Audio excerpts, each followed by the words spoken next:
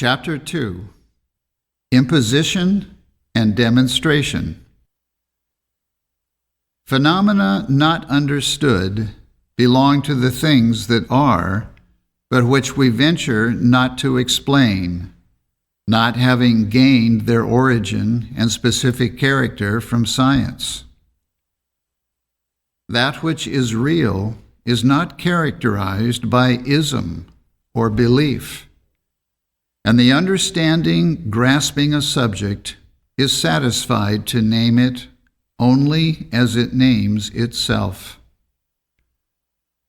Phenomena based on science produce good results only, and never the opposite. This rule is invariable and should measure every calculation. Whatever can work discord, accomplish a sinister purpose, or harm our neighbor is not science or the phenomenon of truth, but the manifestation of some belief and error. What are termed spiritual manifestations, as progress compels the change, will be found not mediumship, but openly defined, and when confined within the limits of harmony, and it be found impossible to do evil by means of them, it will be time to consider them demonstrations of science, but not until then. These manifestations at present are the result of tricks or belief, proceeding from the so-called mind of man, and not the mind of God, from the mind of body, and not the mind of soul, from person, and not principle, from belief, and not understanding, yea, from matter, and not spirit. Mind is divided into idea and belief. Idea is based on and represents principle. Belief has no foundation in science and is illusion.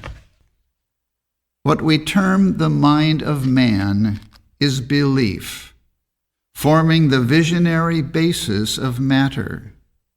Therefore, matter embraces not the reality of man. Belief is not a manifestation of intelligence, but of non-intelligence. To distinguish between the mind of soul and the so-called mind of body, we must remember one is idea and the other belief, alias the counterfeit and claimant of mind, even as error claims truth. Mind is immortal, but belief is mortal, it being the so-called mind of mortal body, whereas the mind of immortal soul is idea, even science, revealing truth. Mediumship overlooks the impossibility for a sensual mind to become spirit, or to possess a spiritual body after what we term death, while science reveals this more inconsistent than for Stygian darkness to emit a sunbeam. When we are spirit, we shall have gained the high import of this scripture, I and the Father are one, and shall find, too, this oneness occasions no loss of identity, but that I signifies spirit and not matter, principle and not person, soul and not body, even the intelligence represented by all ideas, symbolizing harmony from the blade of grass to a star. The question at present is whether this I is principle or person, soul or body, yea, God or man. Principle is soul, intelligence, the I am. But where do we place the I? Is it spirit in matter, soul in body, life in the flower, or the outside intelligence and life that form these? Is it man or the soul of man outside of matter? The science of being reveals God not in matter. Therefore, this I, not body, nor in body, but soul outside of matter, the infinite and not finite, yea, spirit and not person. And through this reckoning, man gains eternal identity. A suffering, sinning, and dying condition, such as must ever remain while the belief of soul in body and intelligence in man or matter remains, cannot be preferable to the sinless joy and perfect harmony that a recognition of life as spirit, possessing all beauty and good, without a single demand, pleasure, or pain of body, confers. Why so many called spiritualists are very gross materialists is because they make personality a spirit and the only conscious existence, and rejecting a personal God, make a God of persons, which is equally fatal to the science of being. Persons called spirits, instead of principle that is spirit and truth, are their trust, while a belief in spirits belongs to the darker ages and is demonology. There is but one Spirit, that is, God, truth. In other words, wisdom, life, and love, and nothing is real but what is good, or the idea of goodness. Evil has neither identity nor individuality, having no principle. Charles Sumner was a great man because of his unswerving adherence to right. He had, more than others, the true idea, and less than others, the beliefs of man. His professions were few, his acts colossal. His might was mind, not person but principle, not man but God. Science never caused a retrograde step in being, or a return to positions outgrown, or that truth has destroyed. To admit the so-called dead and living commune together is to decide the unfitness of both for their separate positions, and that a mistake occurs when a man dies to sense or lives to soul. Any supposed midway between life outside of matter or in it is a myth. We should either see the so-called dead materially, or they should be advanced beyond our sight. Conservatism never was right. Absolute truth is all that is right, and absolute error is easier made right than a halfway position.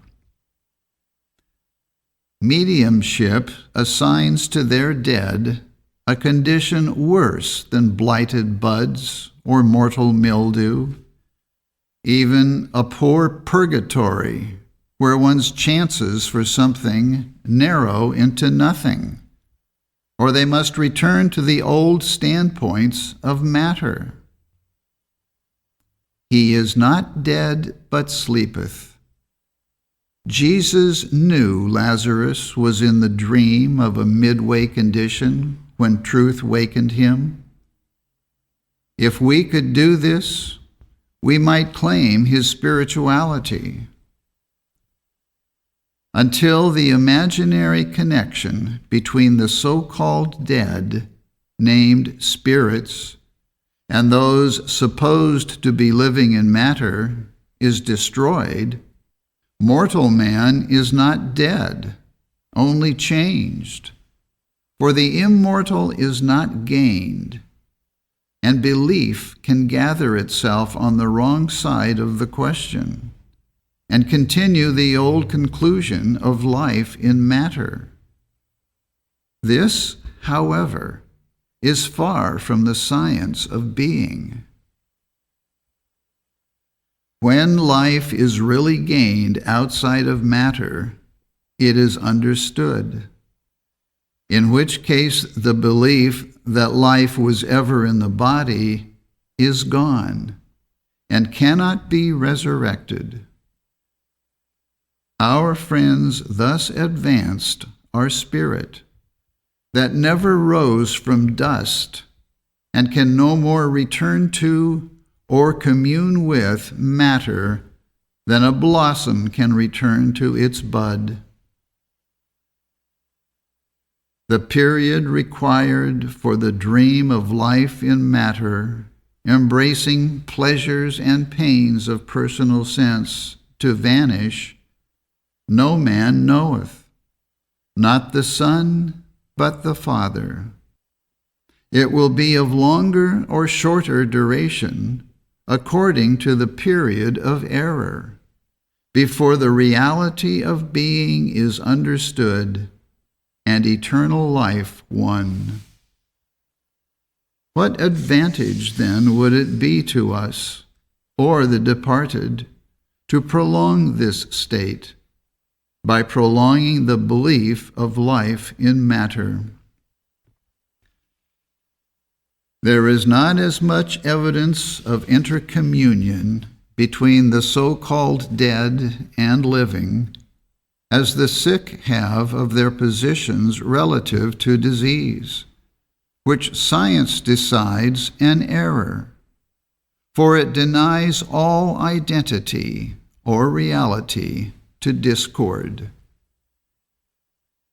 The entire phenomena of mediumship are deceptions or delusions. What is capable of error is not science, but destitute of principle. When the so-called medium understands even in part the science of being, his belief of mediumship is gone, and the result is he no longer produces the manifestations said to originate with departed spirits, but which are really contingent on the beliefs of the living instead of the dead. The phenomena of science based on a demonstrable principle are explainable, but personal interpreters may create an ism in which phenomena are not understood and subject to gross misjudgings. Thus, error is engrafted into their network, and error is not linked to truth. Hence, the gulf impassable that separates the so-called life in matter from life not subject to death, and the mischance and mischief that characterize the so-called spirit returns. The natural result of the attempt to unite such opposites as spirit and matter is discord. As soon might fire and frost mingle, for in either case one would destroy the other. That matter communes with spirit, or that spirit communes by means of electricity or personality with spirit or matter, is impossible, and would destroy the order and harmony of progress. If communion is possible between the so-called dead and living, the departed go backward in the scale of being, even as the oak holding on to its primitive acorn, or the so-called medium advances to life independent of matter, like an acorn, becoming instantaneously an oak. Again, if the medium is on communicable terms with life, spirit, independent of matter, there can be no appearance of life in the body, no action, animal or organic, and to restore this former condition of so-called life would be as impossible as to restore an acorn absorbed into a germ risen above soil and seed. The seed that has propagated is gone, a new germination having taken place. And until the belief of life in matter is destroyed, the real life that is spirit is not one. No correspondence or communion exists between these two opposites. There is but one possible moment when the so-called dead and living commune, the moment called death, when the link between them is clasped. In this vestibule, more awake to the welcome of those gone before than to present pains of personal sense. The departing sometimes breathe aloud their vision, naming the face that smiles upon them, and the hand beckoning them, even as a man standing at the falls of Niagara, with eyes only for that wonder, whispers aloud his rapture, forgetful of other scenes. The recognition of spiritual life, and all life is spirit, comes not at once. Even beyond the grave, existence is but a belief of personal sense, until the science of being is reached. For error brings its own outer darkness and self-destruction, both now and then. There is but one spiritual communication, and this proceeds from soul. Personal sense takes no cognizance of it. What are termed spirits are mere personalities. A shock would not be felt, or sensation held for a moment in the body, if in reality we communed with intelligence, spirit, outside of matter. The only living principle of man speaks through immortal sense. And if mortal sense was touched by this principle, it would present no appearance of life, possess no sensation, and the immortal would appear in its stead, and the spiritual take the place of the material. Even as light destroys darkness, and in its place all is light. Soul is the only truthful communicator with man.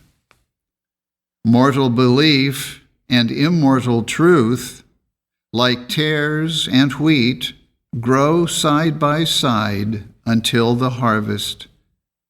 But to divide instead of unite these is the design of wisdom that separates the wheat and gathers it away from the tares.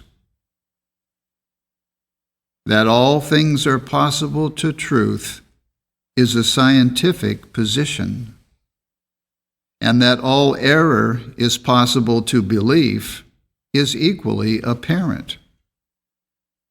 Secretiveness, jugglery, credulity, superstition, and belief are the foundations of what is termed mediumship. But the so-called mediums have a strong hold on the sympathies of those who mourn the loss of friends. In the sorrows of bereavement, when thought like a fermenting fluid is ready for a chemical change, they turn the gushing emotions into the belief they are not separated. And this consolation comes to the mourner like heaven's benediction, gaining a strong foothold in the minds of millions. Hence the hold mediumship has on community, a belief coming at the hour of individual acceptance, clad with the drapery of heaven, a mystery and marvel, its phenomena not understood. What needeth it more, as the foundation of a new ism? Perfection is not expressed through imperfection. Therefore, spirit cannot pass through matter. There are no temporary sieves, even, that strain truth through error. Matter controlled by soul, God, is harmonious and governed by a demonstrable principle. But when one belief controls another, and this is mediumship, every possible imitation of the real is made by the unreal. The possible to soul is the impossible to body. So also the impossible to science is the possible to belief. The ideas of God never amalgamate, but retain their distinct identities, and are controlled only by the principle that evoked them. The mineral, vegetable, and animal kingdoms have their distinct identities, wherein one creates not or controls the other. All are created and controlled by God. Admitting life and intelligence in matter admits mediumship, making man create and control man.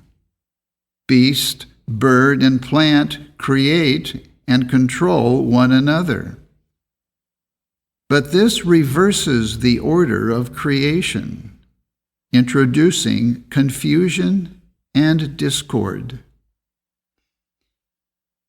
Darkness and light, infancy and manhood, sickness, health, etc., are distinct beliefs that cannot blend. To suppose infancy is uttering the idea of manhood or thinking its thoughts would be rejected by reason and revelation. And vice versa, that darkness represents light and sickness health, or that we are residing in Europe when we are on the opposite hemisphere, is simply absurd. Logic would not attempt to bridge over these distinct conditions, and they are not more markedly distinct than the so-called dead and living, that you think to unite again on planes so different.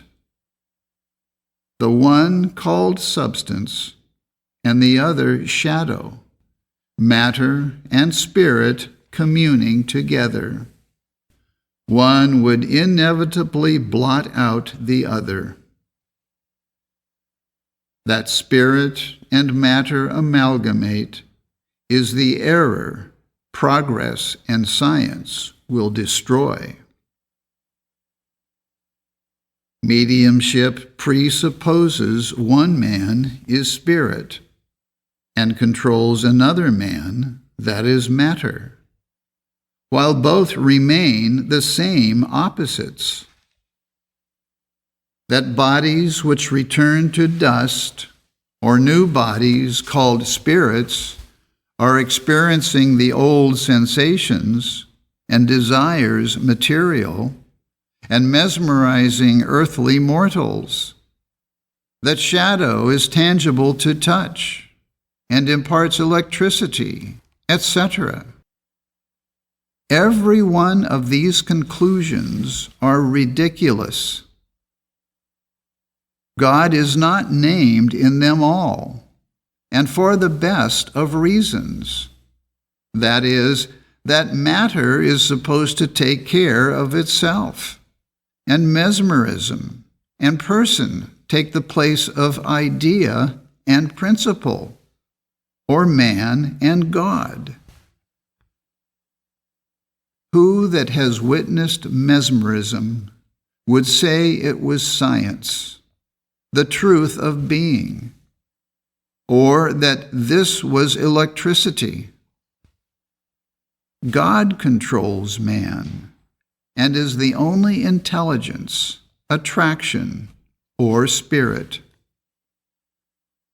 Any other control, attraction, or spirit supposed to be exercised over man is a belief and error that ought to be known by its fruits. The caterpillar, transformed into an insect of beauty, is no longer a worm. And to push the conclusion that a butterfly returns again to affinitize with, or to control the worm, is to take mesmerism to befool reason. Change controlled by principle is science, but some belief may hide its science. Progress is the evermore of wisdom, but nothing save science reveals progress. Whatsoever utters falsehood is error. Therefore, the impossibility for mediumship to be science and governed by truth. Our only resignation to the new ism or some new disease is the hope that another stir made in the waters of belief will help to show their muddy foundation. The electric telegraph is a symbol of mind speaking to mind, that in progress of time will not require wires. For spirit destroys matter, electricity, etc. But spiritualism would preserve these to destroy harmony. Truth pervades all space, needing no material method of transmitting its messages. We only know it blesses man, but cannot tell whence it cometh. The sick are healed by it, the sorrowing comforted, and the sinner reformed. These are the manifestations of soul, not sense, of science, and not mesmerism. Soul sends no dispatches on matter, but today the electric wire carries to Europe a submarine whisper foreshadowing the science that is to come. Little by little, the action of thought is losing its matter element, becoming spiritualized, expanding outside of fetters, and science is pushing onward the centuries. The operations of intelligence teach us God made man upright, but belief has sought out many inventions. Life, truth, and love act through no erring medium. Immortal man communes not with the mortal, and cannot be made manifest through matter. These are distinct and opposite conditions. One is the idea of God, of spirit outside of matter, and the other, a belief of spirits and substance in matter. Before we commune with spirit that is immortal, the belief of death must be destroyed.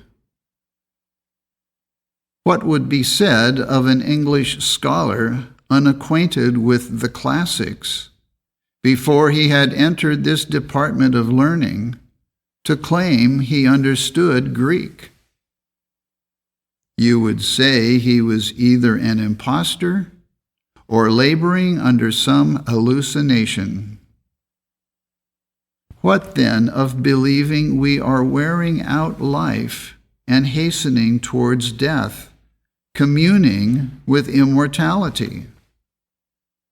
If indeed this communication was possible between the mortal and immortal, the media would never die or pass the change called death. And if the departed communicate still with mortality, then are they sinning, suffering, and dying still? In which case, wherefore look to them for proofs of immortality, and accept them as oracles? Communications gathered from ignorance are pernicious in their tendencies. Mediums describe disease, its symptoms, locality, fatality, etc., who know nothing about it, warn people of death, and frighten them into it. This obnoxious practice makes sickness. The case has been proved that a man died from the belief he was being bled to death, showing the cause of his death purely mental. Hence the danger of ignorant charlatans dealing with disease. What science finds requisite to destroy in order to heal the sick, mediumship strengthens and perpetuates. Jesus cast out spirits, error, did his work, confessed the oneness of God, spirit, and never described disease, but healed it If the sick are made more comfortable through some error of process, they are tenfold more the victims of disease in the end. The mysticism of mediumship gives force to its words of doom, enabling it to do more harm than drugs. For the sick are more frightened by what a medium pronounces fatal than when an MD so decides. And this fear is the mental condition that develops disease.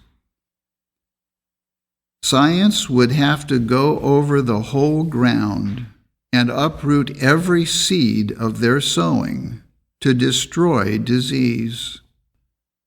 The evidence of belief is all the medium has to rely on, while science repudiates belief with the evidence of understanding, and demands the principle of being to bring out the harmony of life. At one time, a medium informed us we were ill, said our brain was overtasked, and we must have rest. To this we filed a vigorous objection, contending for the rights of intelligence, that mind controlled body and brain, and the views she insisted on were the ones to be rid of in order to be well. Whereupon she stopped the conversation, exclaiming, "Dr. Rush is present and says you must use vulganism," meaning undoubtedly galvanism, "and rest or be sick." But even this pretended oracular warning failed to convince us, and the consequence was we went on in a good state of health, having strong doubts that 50 years of post-mortem experience had so demoralized the orthography of that learned man, or perpetuated his old beliefs of matter. Thousands of our church members, who are rational on other topics, are sustaining and believing just this mummery, while yet they send forth the cry against science as dangerous to Christianity. In the summer of 1869, it was stated in the Banner of Light, published in Boston, that the late Theodore Parker said through a medium, "There never was and there never would be an immortal spirit." At the same time, this paper was repeating weekly that spirit communications were our only proofs of immortality. While we entertain no doubt of the humanitarianism of many spiritualists, we have strong proofs of the incorrect views of spiritualism. A man's assertion that he is immortal is no more proof of this than we would gain of an opposite condition were he to say, "I am mortal." Theodore Parker was beyond such vague hypothesis. Life, love, and truth are immortal, and only when these are realized will life be understood. Truth is eternal life, and science the only medium of truth or life. Hence the saying of Christ, "I am the way, the truth, and life, and no man cometh unto the Father," the principle of being, "but through me."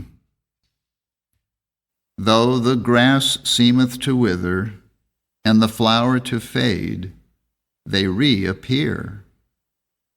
Erase the figures that express numbers, shut out the tones of music, give to the worm the body called man, the principle of these survives, despite the so-called laws of matter, and holds its ideas immortal. If the inharmony of belief hides the harmony of truth, it cannot destroy this principle, for it is God, supreme over all, who doeth according to his own will in the army of heaven, and among the inhabitants of the earth, and none can stay his hand, or say unto him, What doest thou? Matter cannot reply to spirit. But have you ever ruminated on this heaven and earth expressly declared to be inhabited by man, controlled alone by supreme wisdom? Did you understand there is no other world, you would be reaching sooner that which is real of life, where substance is soul and not matter, and realizing it thus, all would be harmonious and eternal. It should never be said, nothing but God, for all that is real comes with God, the substance, life, and intelligence of all. Principle and its idea are God and man, coexistent and eternal. There is no substance matter. The imaginary line called the equator is not substance. The earth's action and position are sustained alone by intelligence that launched the earth into orbit and said to the proud wave, Here shalt thou be stayed, that holds the wind in its fists, numbers the hairs of the head, and furnishes sublime proofs of the control spirit holds over matter. Even the simple planchette is made to testify to mind's power over matter, and no longer a mystery and marvel. The point to be determined is, shall we allow science to explain all action and phenomena, or leave these to speculative belief? To admit one's self-soul instead of body sets us free to master the infinite idea. It shuts the door on death and opens it wide on immortality. The belief that God has a separate being leads to multitudinous errors, in which phenomena are ascribed to supernatural and personal causes. Man is the phenomenon of soul, of intelligence and not matter, and created by God and not man. Divest belief of substance in matter, and the movements and transitions possible to mind would be found just as possible to the body. And then would spirit identify being without the loss of body that we suppose must occur before this science of being is acknowledged. The final understanding that we are spirit must come, and we might as well improve our time in solving the so-called mysteries of today on this principle. At present, we know not what we are, but hereafter we shall be found love, life, and truth, because we understand them. Do you say the time has not yet come in which to recognize soul, the only substance, and gain our entire control over the universe and man? Then we refer you to Jesus, who demonstrated this over 18 centuries ago, and said, "The works I do, ye shall do. And, behold, the time cometh, and now is, when they who worship the Father shall worship him in spirit and in truth." End quote. But this method of understanding God and doing good was not electricity, materia medica, mesmerism, or mediumship. Matter is neither intelligence nor a creator. The tree is not the author of itself. Sound is not the originator of music, or man the father of man.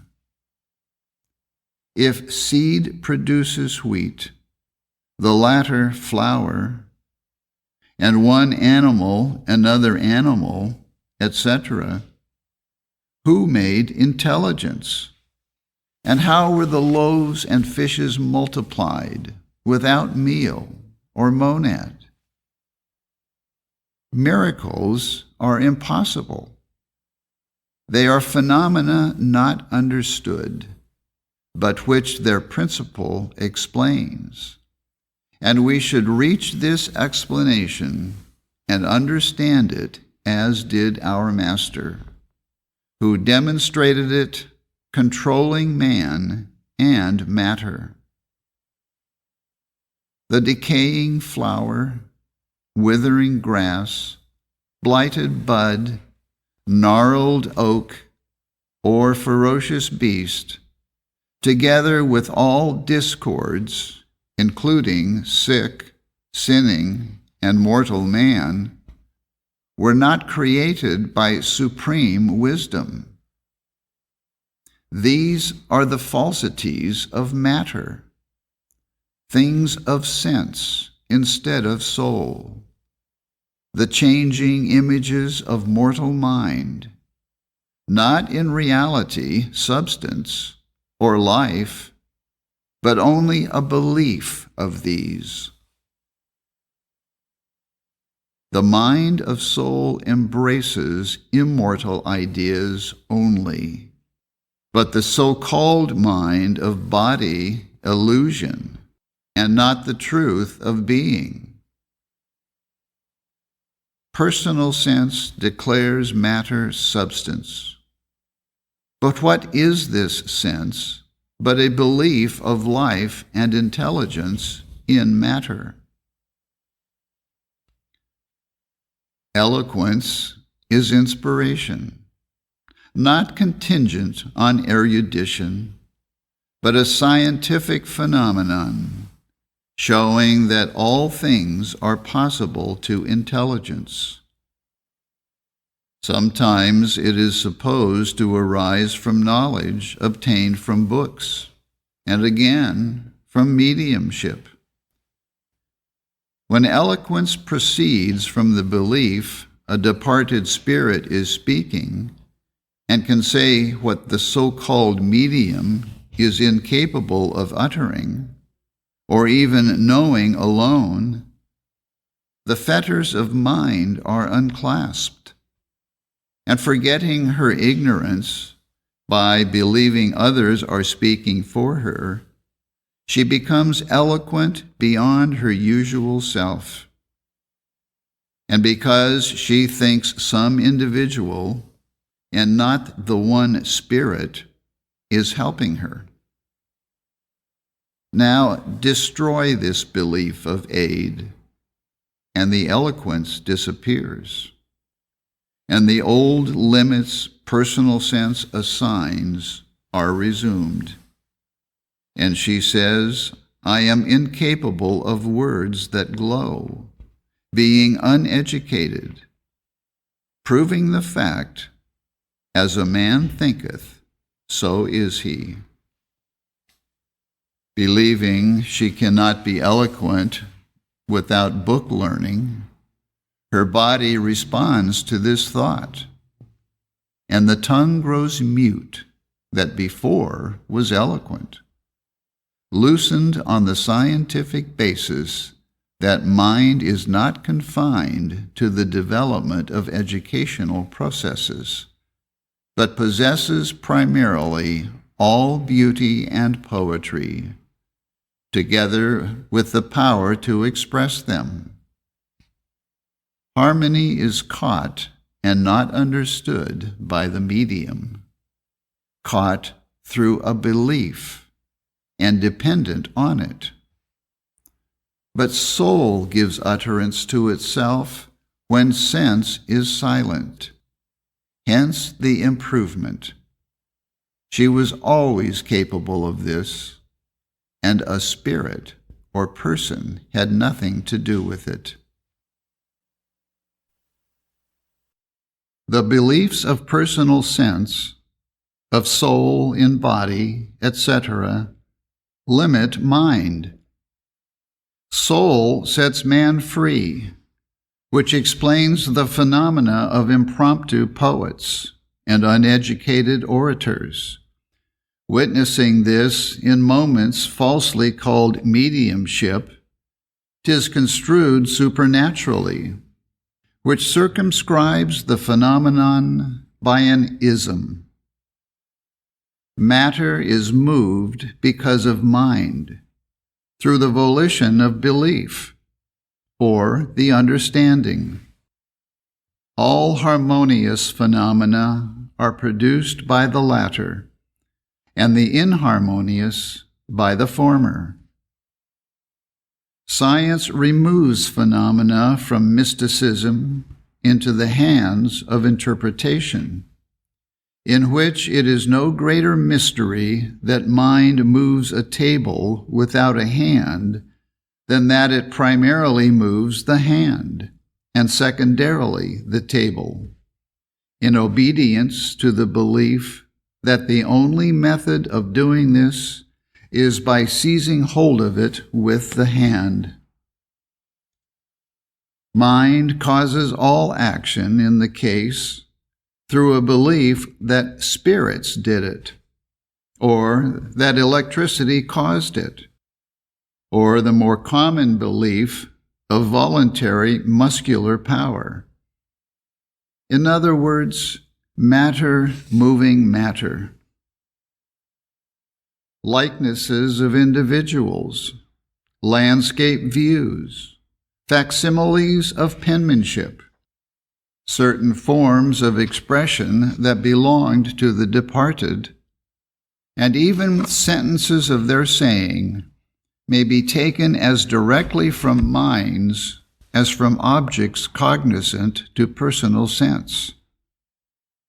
Mind sees what mind embraces, the same as personal sense feels what personal sense touches.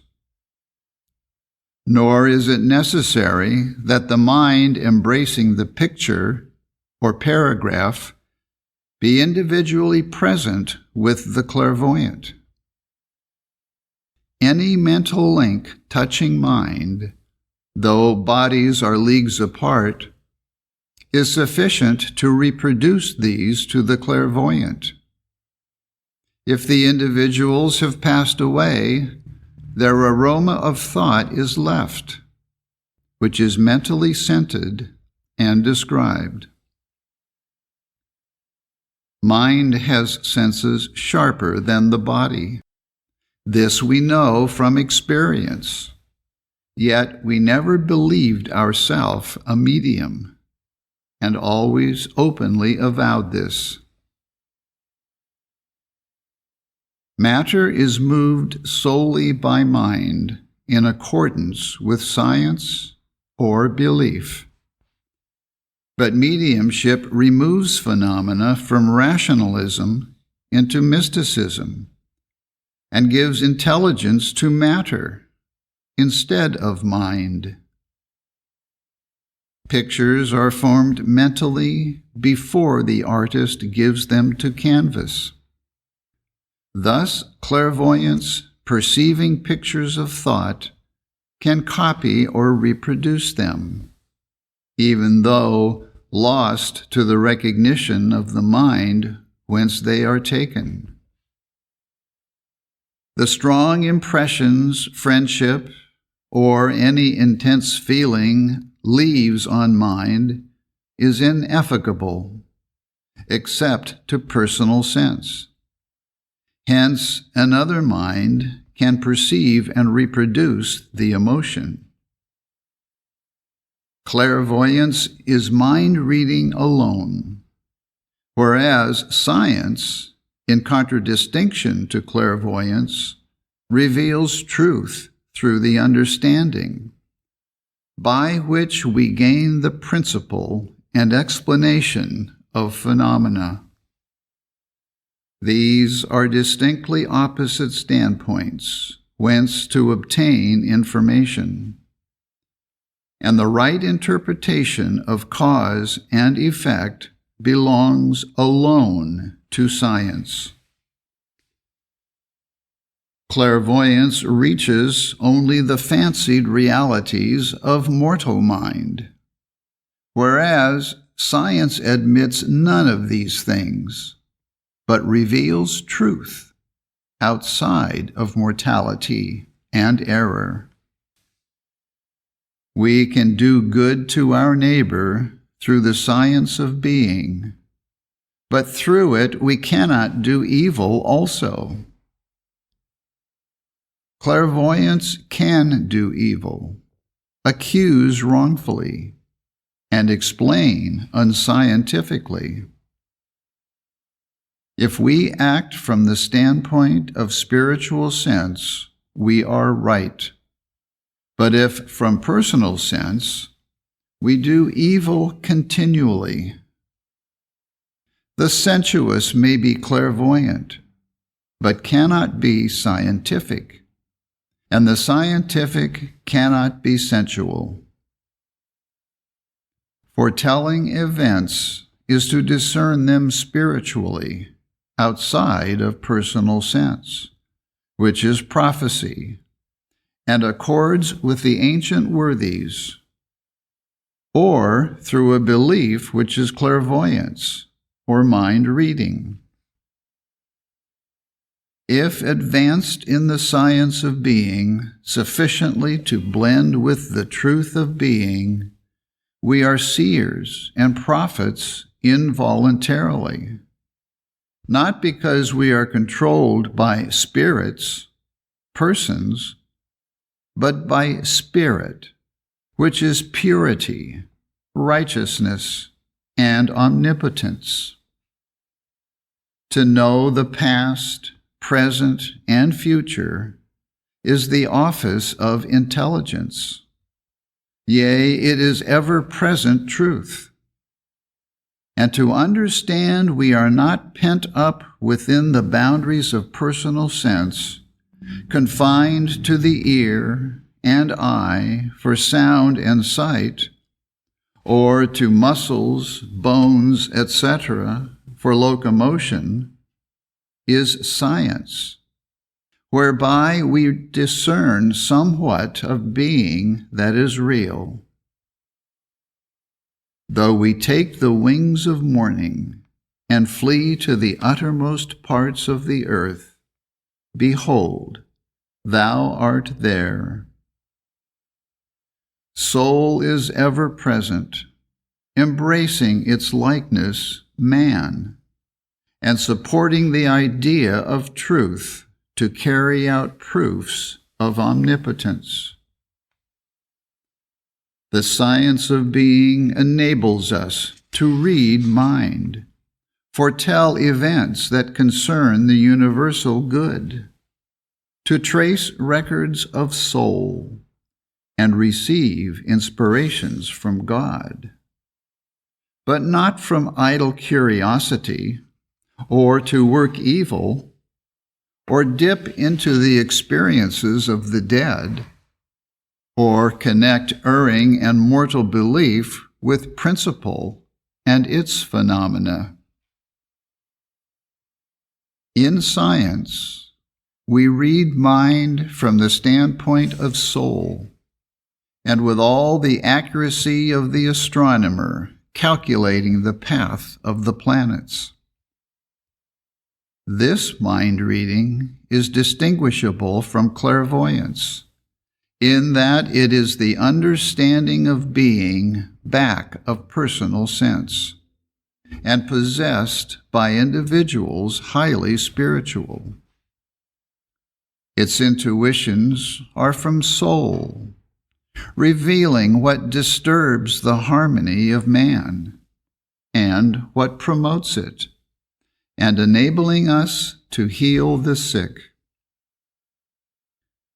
We can never learn Christ as the principle of healing, except we are able to read mind after this manner, and discern the error we would destroy. The Samaritan woman said, "He told me all things that ever I did. Is not this the Christ?" Again, as he journeyed with his students, understanding their thoughts, he rebuked them, etc.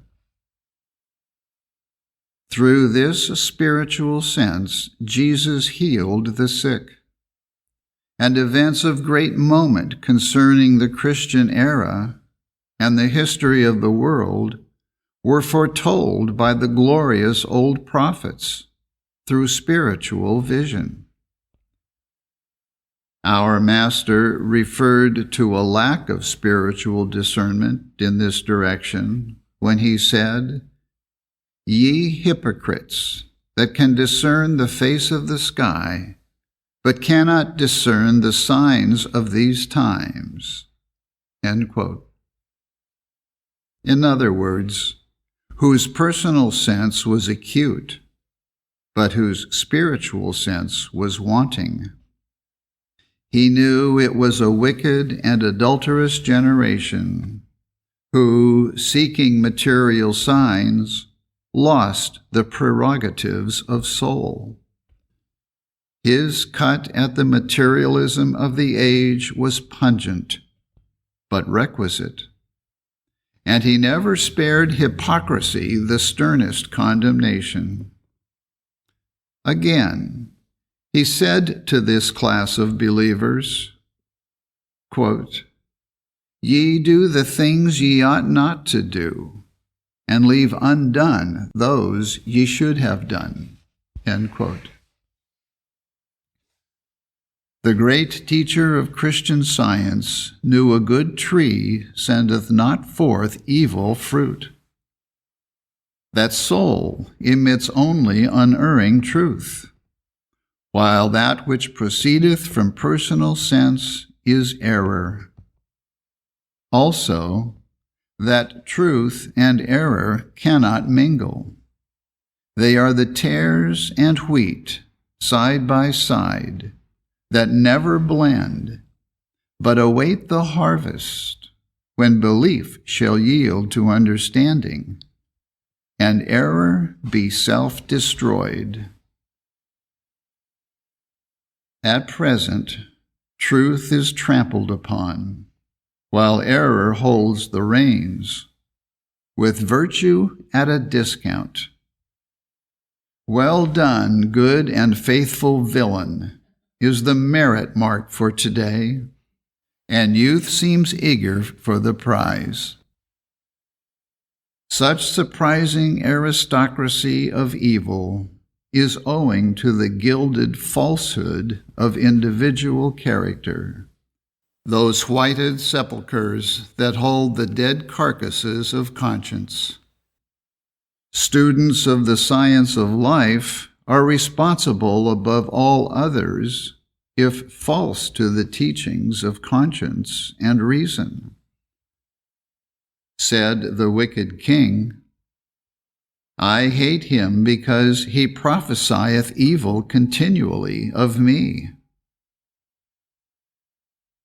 Reformists are mostly traduced by the class that feel them most. Let the good tell the truth and live it, and the evil publish a lie and live it. And the former will be doubted, and the latter believed, until the world advances nearer to what is truth, when their relative positions will be seen and appreciated. Those who understand the science of being bear testimony to truth, insomuch as they must understand what is indispensable to gain it. Never refute calumny except for truth's sake, leaving the future years to expose the slanderer and liar, and reward those who wait on God. Fear not the individual falsehood, and promulgate truth sufficiently to gain some balance for the world. Earth holds not a majority of righteous men, and in proportion as we rise in the scale of being, do we learn this. But because evil boasts of greater numbers, this hath no advantage for the sinner. Today, sin offers a premium. Let down the bars of morality, and you are society's favorite. Put them up higher than society can leap, and you bring opprobrium on the bartender. Woman especially should hold the standard that rebukes vice, and saith to virtue, join us. And though we battle beneath stripes, we will fall in our armor, or lay it down on the field of victory. To ask in prosperity, am I right, is wiser than to ask this in adversity. 1 in a million does this. But can we lessen the number against that one? Right advances slowly and with bleeding footsteps, but truth can afford to wait, for the eternal years of God are hers. We have investigated the phenomenon called mediumship, both to convince ourselves of its nature and cause, and to be able to explain it, and have succeeded in the first instance, but may have failed in the second. It is more frequently in company with those who believe in mediumship that mediums narrate something of the departed, describe them personally, etc., showing it to be the effect of mind on this plane acting on theirs. Again, all the information imparted comes from the minds of the living instead of the dead. That someone knew the individual deceased is evident, and it is not more difficult to read mind far away than near. We think of an absent individual as easily as one present. Hence, the equal ease to discern the absent mind that we visit mentally. The demand to talk of the dead proceeds from the mind of the living, who, believing in this process or yearning for this communion, mentally call for it. And this reaches the mind touched to response and brings on the mood called mediumship. All theories and manifestations growing out of belief are error. And the important era for this age is the awakening or resurrection of understanding through which the unreal yields to the real, and isms are given up. The corruptible yields to the incorruptible, and the belief of life in matter or soul in sense gives place to the understanding of life, that wisdom, love, and truth in which there is no conscious matter. It follows not that in sleep we communicate with the dreamer at our side because of his proximity, or that we both are dreamers wandering through the mazes of thought. If life has become real to the departed, they cannot return to the unreal. Or if they are at our side, and life goes on to them the same as before, we are not in their conscious existence, nor they in ours. Hence, we are debarred intercommunion. Our dreams being distinct, they cannot blend, though we are side by side. If those we call departed have gained a better understanding of life than ours, they have advanced beyond us, in which case we would not, if we could, draw them back to our ignorance in order to meet us, and we could not if we would. Neither can we advance to their plane of understanding except through their footsteps, and these have not yet been taken. If one man dreams he is crossing the Atlantic, and another the Andes, they are not in communion, though they are side by side, and dreamers both. This, therefore, represents the so-called dead and living who are on earthly planes of error and have not become spirit, but cannot communicate because their beliefs of death have separated them.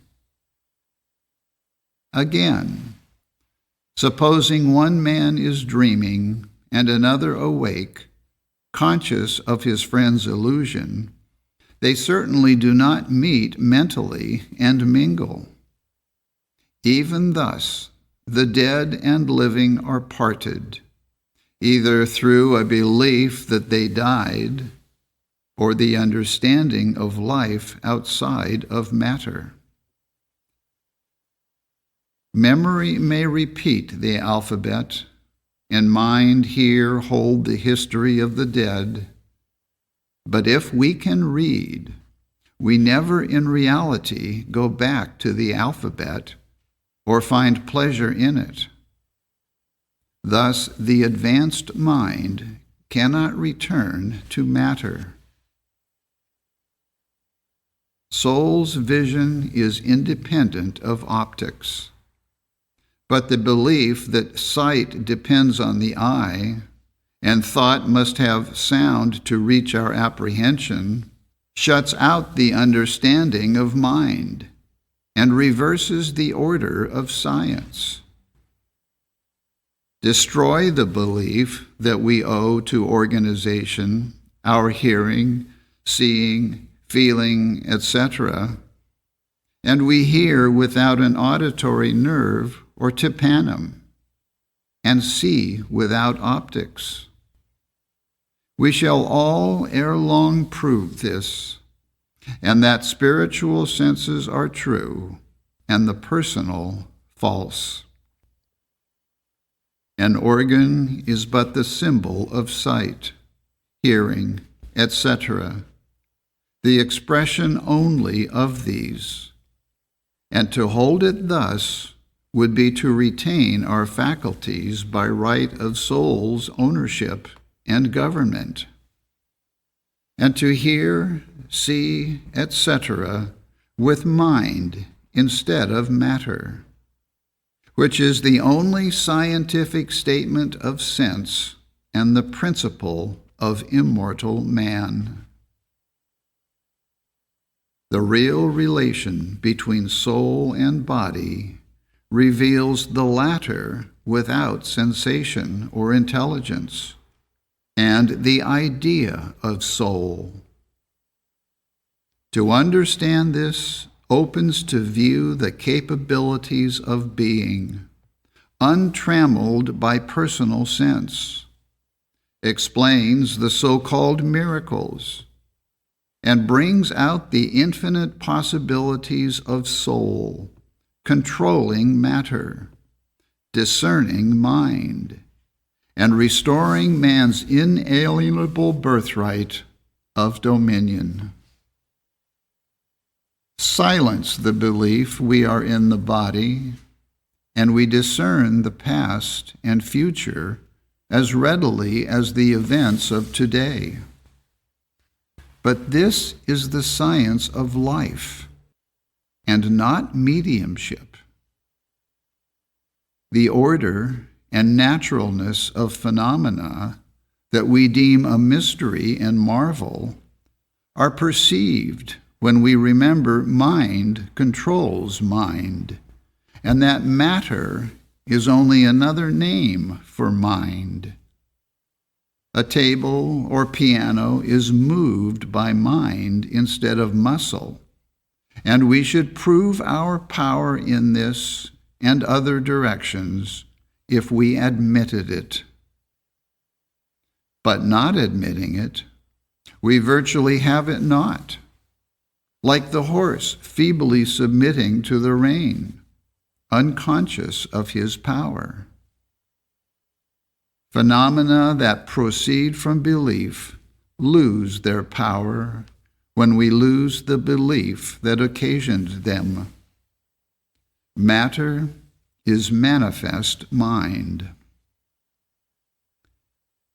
Misinterpretation hinders the harmony of phenomenon and leaves it to ignorance and abuse. Clairvoyance foresees the future and repeats the past that is daguerreotyped on mortal mind only, and based on no principle or truth. It is mortal opinions unworthy obtaining. A past event is memory, a faculty of mind, and a future one is perception, another mental faculty. All events are mind before matter. Mediumship is a belief of individualized spirits, also that they do much for you, the result of which is you are capable of doing less for yourself. Why some event, conversation, or even simple circumstance is more readily traced by the clairvoyant than others is owing to the fact the mental emotions they produced were more vivid. Therefore, they are more distinctly defined in mind. When told by a clairvoyant something you have long since forgotten, 'tis useless to say, "They never read it in my mind, because I recollected it not." It is by no means necessary the memory of those present retains what the clairvoyant sees. Beliefs and images of thought are not limited to space or personal sense, that grosser strata of mortal mind. The clairvoyant sees not by means of solar rays, or an object striking the retina. And our proof that mortal mind is the element of all sublunary things is that they exist to this mind the same as to personal sense. The reader must make due distinction between mediumship and the individual. There are undoubtedly noble purposes in the hearts of noble women and men who believe themselves mediums. The science of life, gained by slow and solemn footsteps, at the expense of all isms and ologies, will unite being into one silken cord of goodwill to man. And there is but one right way under the sun, even the pathway of holiness. We should not hang on the skirts of others, but in our own identity possess some merit of our own, not borrowed from others. And is there any so blind as not to admit individual faults? But mediumship well nigh disavows all individual responsibility, and literally lays the charge of all good or evil on the shoulders of the dead. While we cherish all charity for our fellow beings, we have none for a belief that inevitably shuts the door on reason and revelation, and robes the mind in darkness akin to barbarism. But for the misinterpretation of mental phenomena through a belief of mediumship, the signs of science would have been discerned ere this in the phenomena of today, and what is ascribed to personal agencies have rested on the basis of principle. Phenomena not understood had better be let alone until the explanation is given that deprives humbug and avarice of advantage and contributes to the general welfare. Principle demands to be understood, but phenomena not based on principle you can explain falsely, insomuch as they are creations of sense instead of soul. When sensation proceeds from soul instead of body, the impressions are lucid and pure, and the intuitions correct and harmonious. But when mortal mind or belief produces them, discord, disease, sin, and death are the result. Mesmerism is error that leaves man at the mercy of matter, will, caprice, and mortal mind. God, Spirit, never mesmerized man or matter. The simplest object in the hand of a mesmerized subject may shock him with a belief of danger. A napkin becomes to him a serpent that stings him. And this is the sensation that is belief. Place in his hand a cold apple, create the belief it is hot, and it produces at once the sensation of pain, the same as fire. Destroy this belief of a burn, and the pain disappears. Is not this proof that pain is a belief? Again, whatever object the mesmerizer presents mentally to his subject, he sees. Do not these facts prove the so-called senses of the body, mind, instead of organs and nerves? But mesmerism should be put under bonds not to do evil. At any estimate, it is a shameful waste of reason and honesty. That pain and pleasure are produced by belief, in the absence of all conditions to occasion them, is another proof that sensation is mind and not matter. To admit mind sees, hears, feels, etc., without the agency of matter is a step toward science.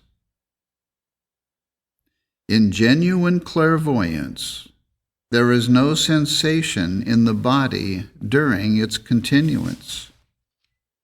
But to see in belief is not to see in reality. The basis of the science of being repudiates mesmerism, producing precisely opposite results.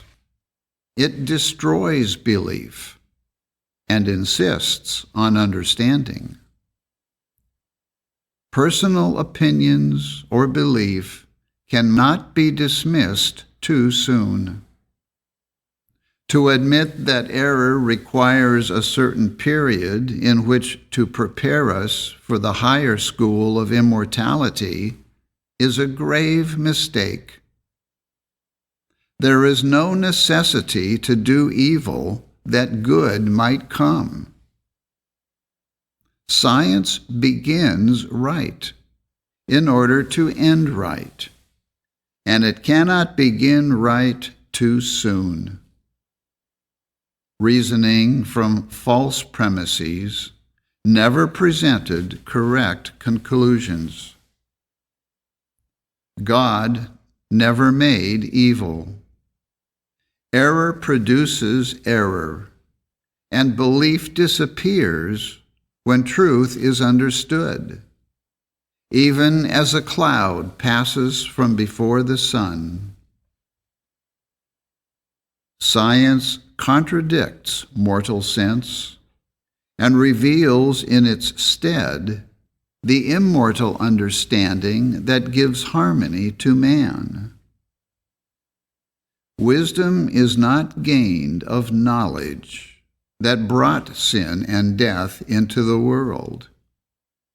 Neither is it found in pulp or the brains of man. This so-called mind is but a belief that matter embraces mind. Magnetism is without a scientific basis. It is one belief or error controlling another one. That spirit mesmerizes or vitalizes matter, giving it life and intelligence, is the fundamental error of mortal man.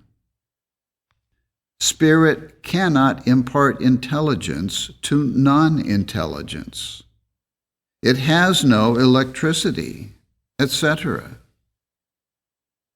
Emanations of materiality are electricity, and mesmerism is an unmitigated humbug.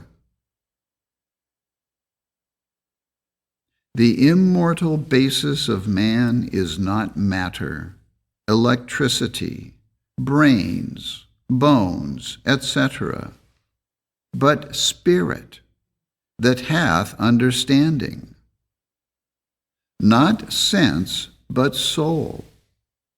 And phenomena that proceed from this fundamental principle of being are real and harmonious. A desire to do right may mistake the method of doing it, for belief is changing and unreal. Intention may be right, but if the principle of phenomena is misconstrued and assigned to a person, electricity, etc., its foundation is a belief only, in which case science is not discerned, and phenomena left to misinterpretation and discord. It is not very uncommon to find one's self mistaken in belief. The miser thinks himself rich, but the fact remains he is poor. One individual thinks money makes a man, another that man is more than money. Still another believes man controls man in partnership with God. But these are grave errors. The MD thinks his method right, being learned in the school of Hippocrates. But truth reveals knowledge the cause instead of the cure of disease, and that there is but one physician that destroys sickness and never loses a case if the patient observes directions. And yet, this doctor is unpopular at present. Would you learn his name? It is the science of being. Our false reasoning does all the harm that can be done. It admits power in matter and divides wisdom between matter and God, giving them both separate intelligence and distinct action and power, when there is in reality but one mind, there being but one God. Man is not a separate wisdom or intelligence. God embraces all intelligence and enters not into partnership with man or matter, for this would involve the whole firm in disgrace and imply at times that truth is beaten by error. The reign of man is not the kingdom of heaven or reign of harmony, for the government of God requires loyalty to soul and not sense. But man-made views endorse loyalty to sense and a traitor to soul. In fine, they have other gods before me. Civilization is not without its idolatry. A drug is its Dagon. Principle is prayed to, not worked for, and matter controls mortal man. All inharmonies come from this source. Nerves, brain, lungs, heart, liver, etc., master man. Tea, coffee, tobacco, liquor, etc., are idols to which he bows down. There is no other volition, action, or government but God. And yet the dream of life in matter denies this and gives all to personal sense, which would make evil stronger than good. The belief that matter is a power holding the reins of government over man predominates, and the result is broken bones, paralyzed limbs, softened brains, disease, and death. The Master healed the sick on the opposite basis of man, and controlled matter to issues worthy intelligence. Primitive Christianity heard the utterances of wisdom and cast out spirits. The Rochester rappings inaugurated a mockery destructive to order and good morals. Physical signs that manifest the infinite wisdom contradict not truth. Manifestations of personal sense in time or eternity are the results of error. Healing the sick is not the entire demonstration of the science of being, but embraces a better understanding of God, of soul governing sense, than materia medica or mesmerism. Healing the sick in science is truth casting out error. Yea, it is taking God, the principle of man, to govern the body.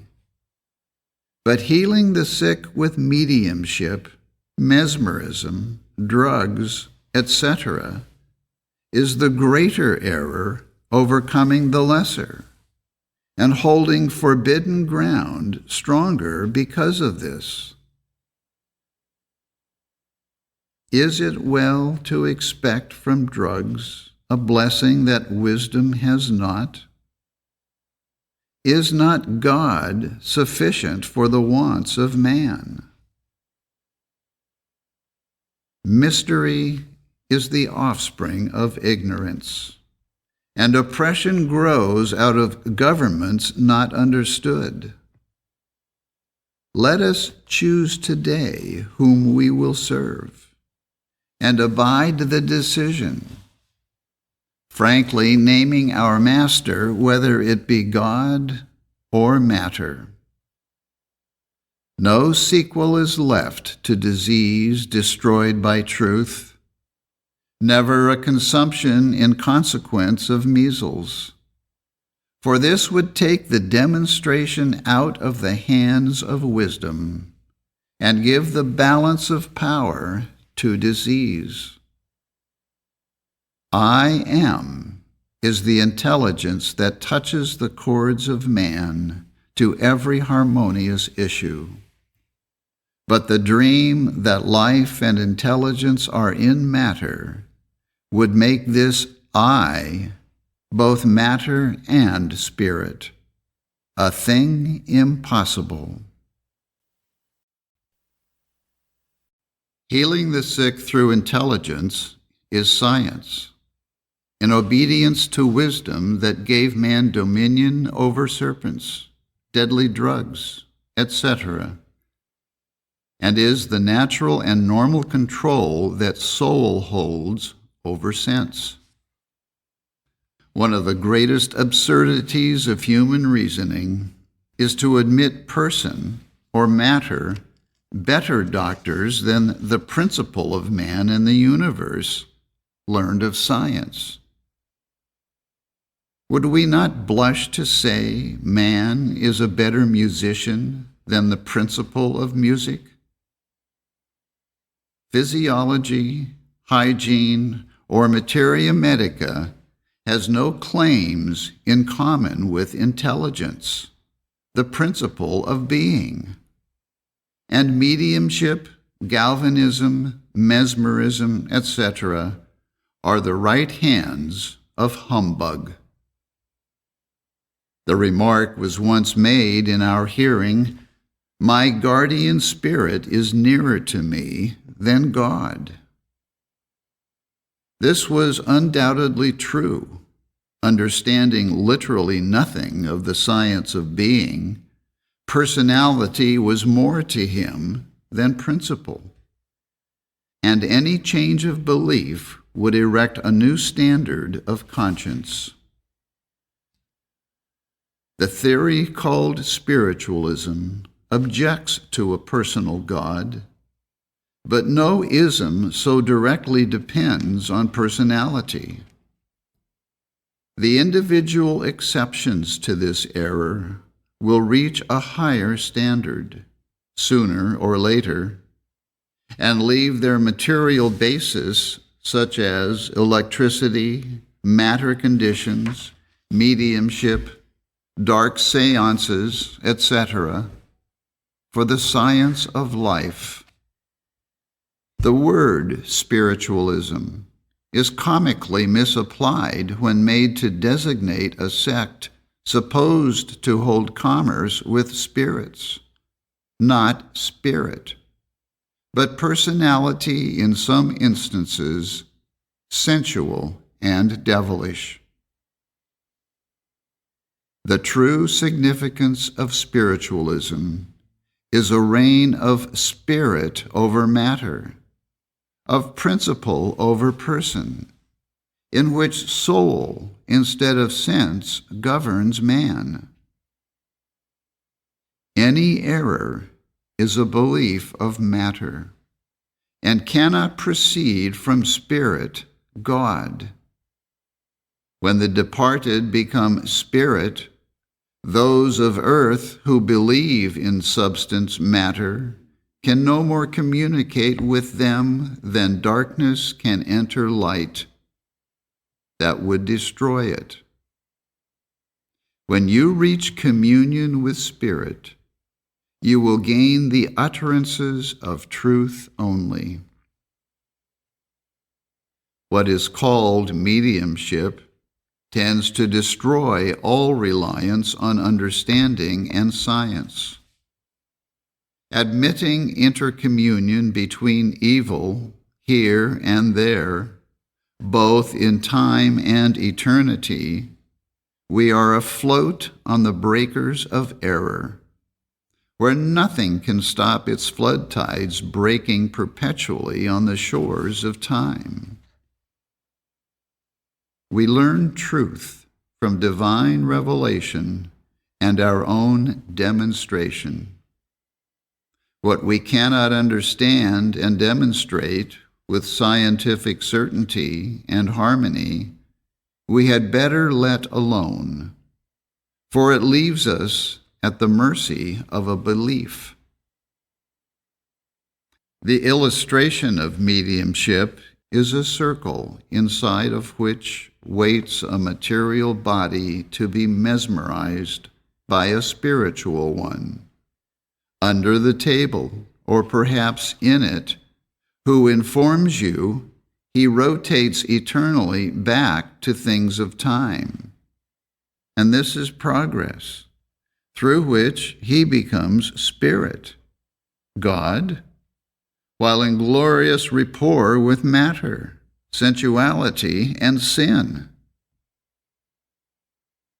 In contradistinction to the ism of spiritualism, let it be remembered, other doctrines name the name of God with reverence, hold the Bible the book of books, teach our infant lips the Lord's Prayer, and bid man obey the 10 Commandments that are perfect in wisdom.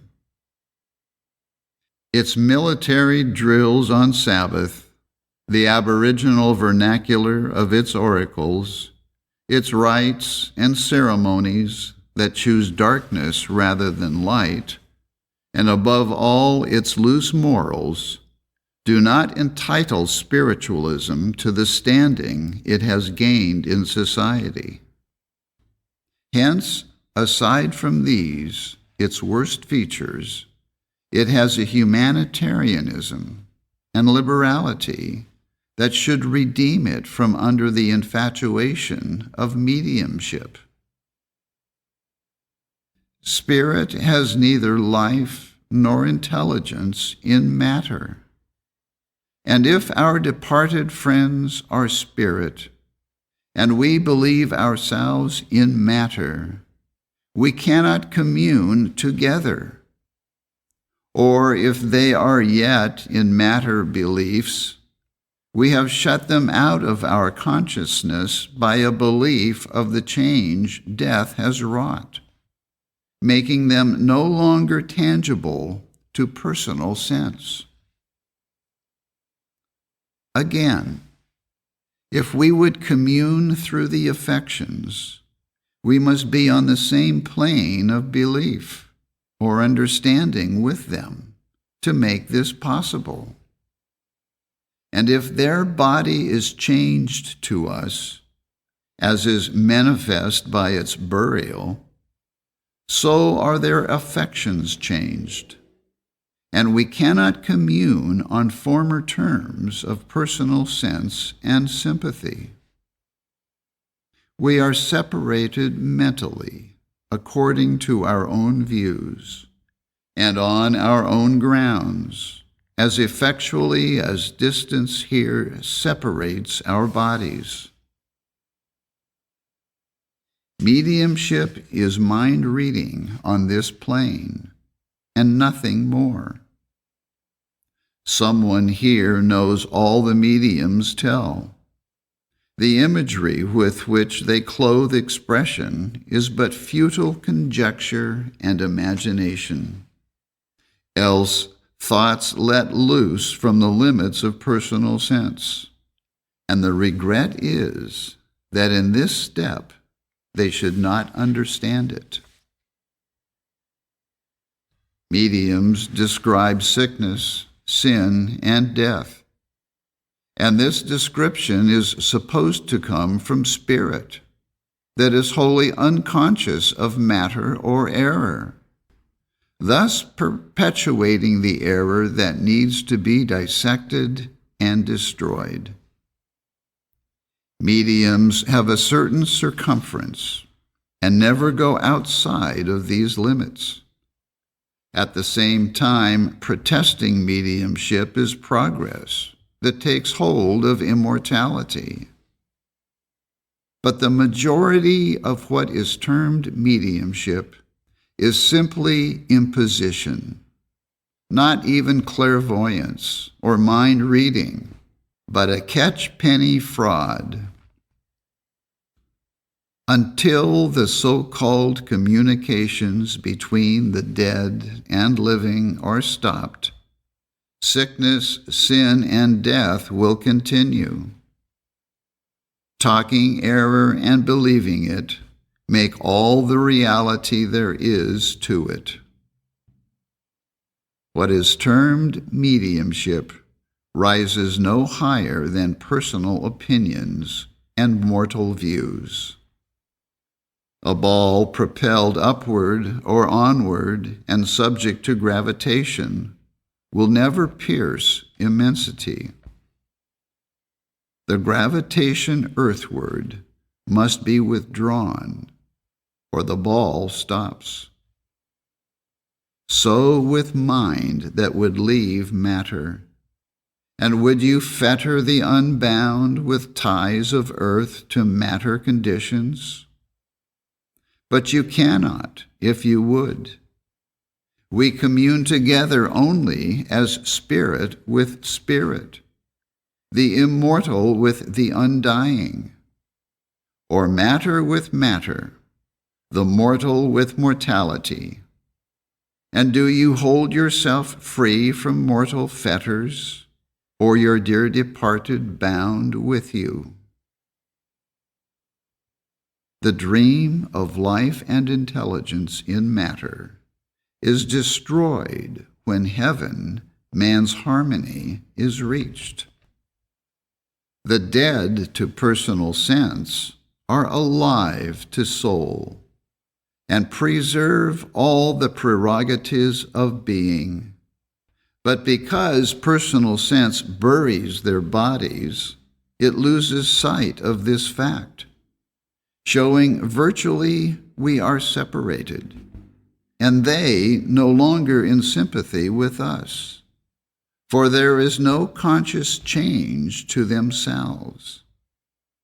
Hence, we lose sight of each other. We are holding a belief of them as dead, in one sense, and pursuing it, and they the opposite, understanding and pursuing that. Therefore, our directions commence from that hour apart, if they commence in science. For ours is error, else we would not bury the body, and the old and familiar faces would not disappear. A new field of action should be taken by the so-called dead, and the old left to us. Any departure from this natural result in progress is but a belief and error. Some mind here retains the image of the departed, or they have left this image in the atmosphere of mind in general. The words and acts of great men other minds may repeat, at least in part. Belief says the departed produced the phenomenon of spirit communing with matter. But all there is to mediumship is belief. To say the dead assert the reality of sickness and death after the falsity of these are proved by those who have learned disease did not kill them, while we say it did, is a very erroneous effort through post-mortem evidence to confirm an error of personal sense that ought to be fading away to the departed and to us. The science of soul destroys the dream of life in matter, consequently of sickness, sin, and death, saying, "Let the dead bury their dead." That is, let the error of personal sense be destroyed and not resurrected through mediumship, and follow thou truth, the life of man. Intercommunion between the so-called dead and living is a belief only, and not a reality. It is another ism that makes war on science and opens wide a Pandora box on mankind. Just as the age is getting ready to emerge from dogmatical error, to have the fountains of thought poisoned and dammed up with such mystery and madness is a miserable catch-penny plot, or an ignorance worthy the dark ages. As mind throws off its cruder beliefs of matter and becomes more spiritualized, phenomena resulting therefrom will become more wonderful and should be understood on the basis of soul, throwing off its own idea of intelligence and life, and opinions of mountebank and charlatan that perpetuate sickness and sin, discord and mortality, be held back.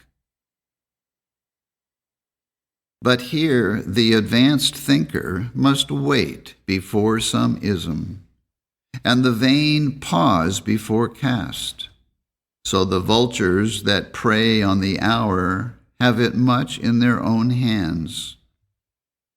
Supineness and hypocrisy on the one hand, and persecution on the other, are porters at the door of error to shut out glimpses of truth. Although the science of being is greatly in advance of today, as our iniquities declare, it is demanded even more for this. And he that layeth not down all for truth is not worthy of it.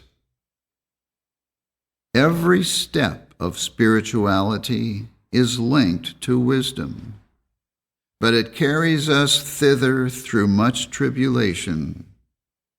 Greater violence will be done truth as the capacities of mind develop, until mind is better understood and can be met and restrained with science. Penal law may restrain the manifestations of error and punish them, but cannot reach the subtle thought before it is manifested. But the higher law of science destroys the mental error before it results in deeds, thus avoiding the penalty and affording a remedy for dismay and wickedness between the periods of materiality and spirituality. The contest between error and truth, whereby all isms will finally disappear and the age pass into science, has been going on with pen and tongue for centuries, and yet sin, sickness, and death abound, because science that called the battle has been suffocated with opinions and theories. We boast of material law, but find it fails to save from sickness, sin, and death. What we need is spiritual law, the soul's jurisdiction over sense, more potent than man to work out salvation in obedience to the command, "Work out your own salvation, for God worketh with you." Mankind have wrought centuries on material platforms. Now, let us labor on a spiritual one for succeeding generations, and the body will become harmonious and immortal. Any mode of treating the sick through manipulation, willpower, or mesmerism is a very poor substitute for science. In the first place, it is morally wrong, because it does wrong by inoculating error, and it is better to take the inanimate poison than the evil of some people's nature.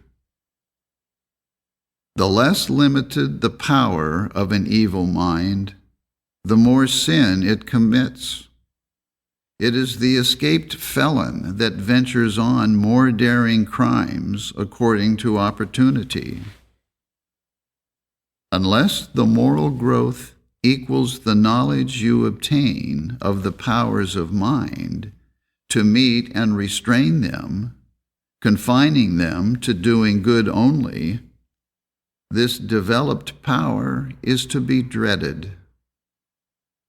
Stealing is not worse physically than metaphysically, and you have no more business to control your neighbor's mind except to do him good than to control his body or his household.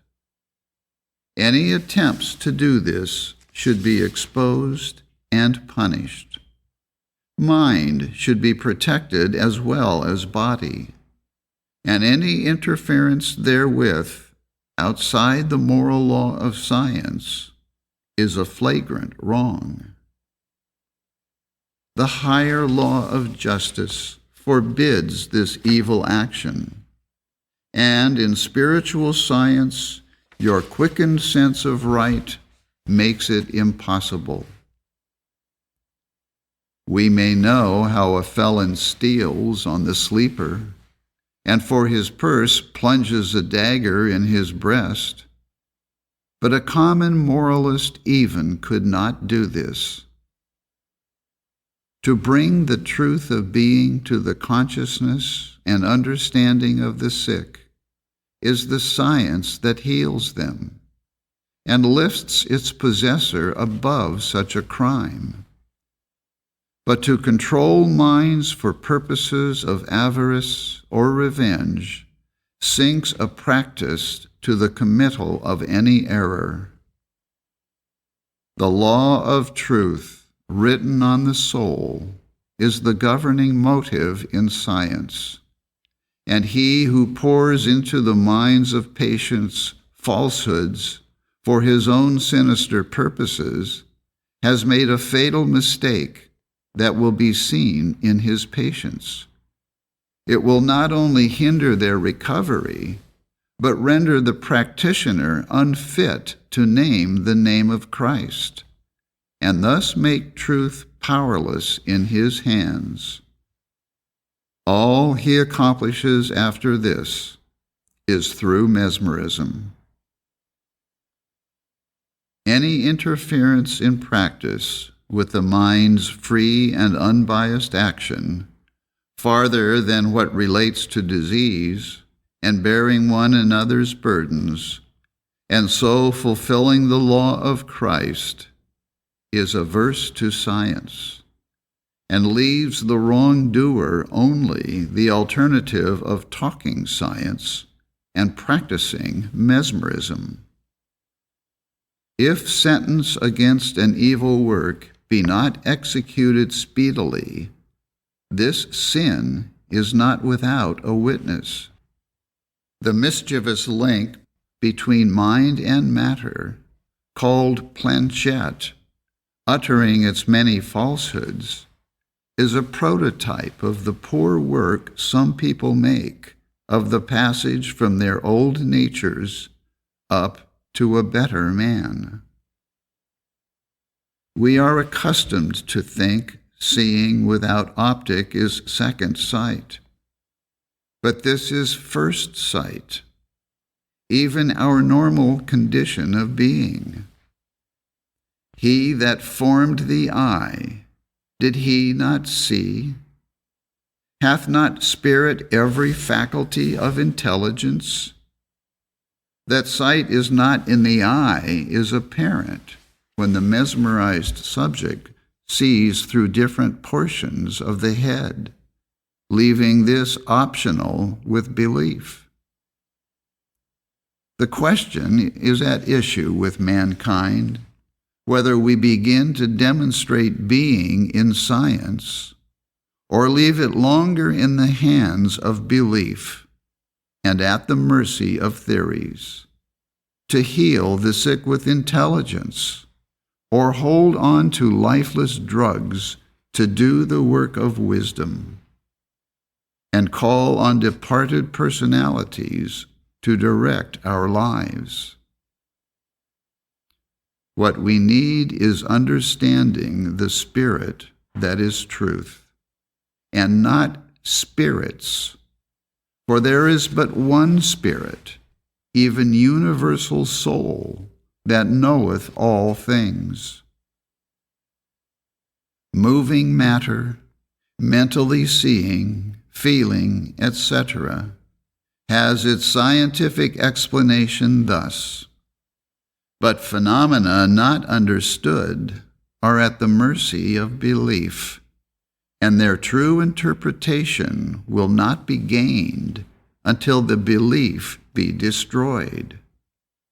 Again, the understanding of truth is not gained by what we see, hear, or feel, for a personal sense of things depends on belief alone. Therefore, the starting point for the evidence of mediumship is unscientific. If the belief was as positive that we converse with the dead, see, hear, and feel them, as our belief of life in matter is, they would be as apparent to us, and yet this would not present the truth of being, a body without sensation.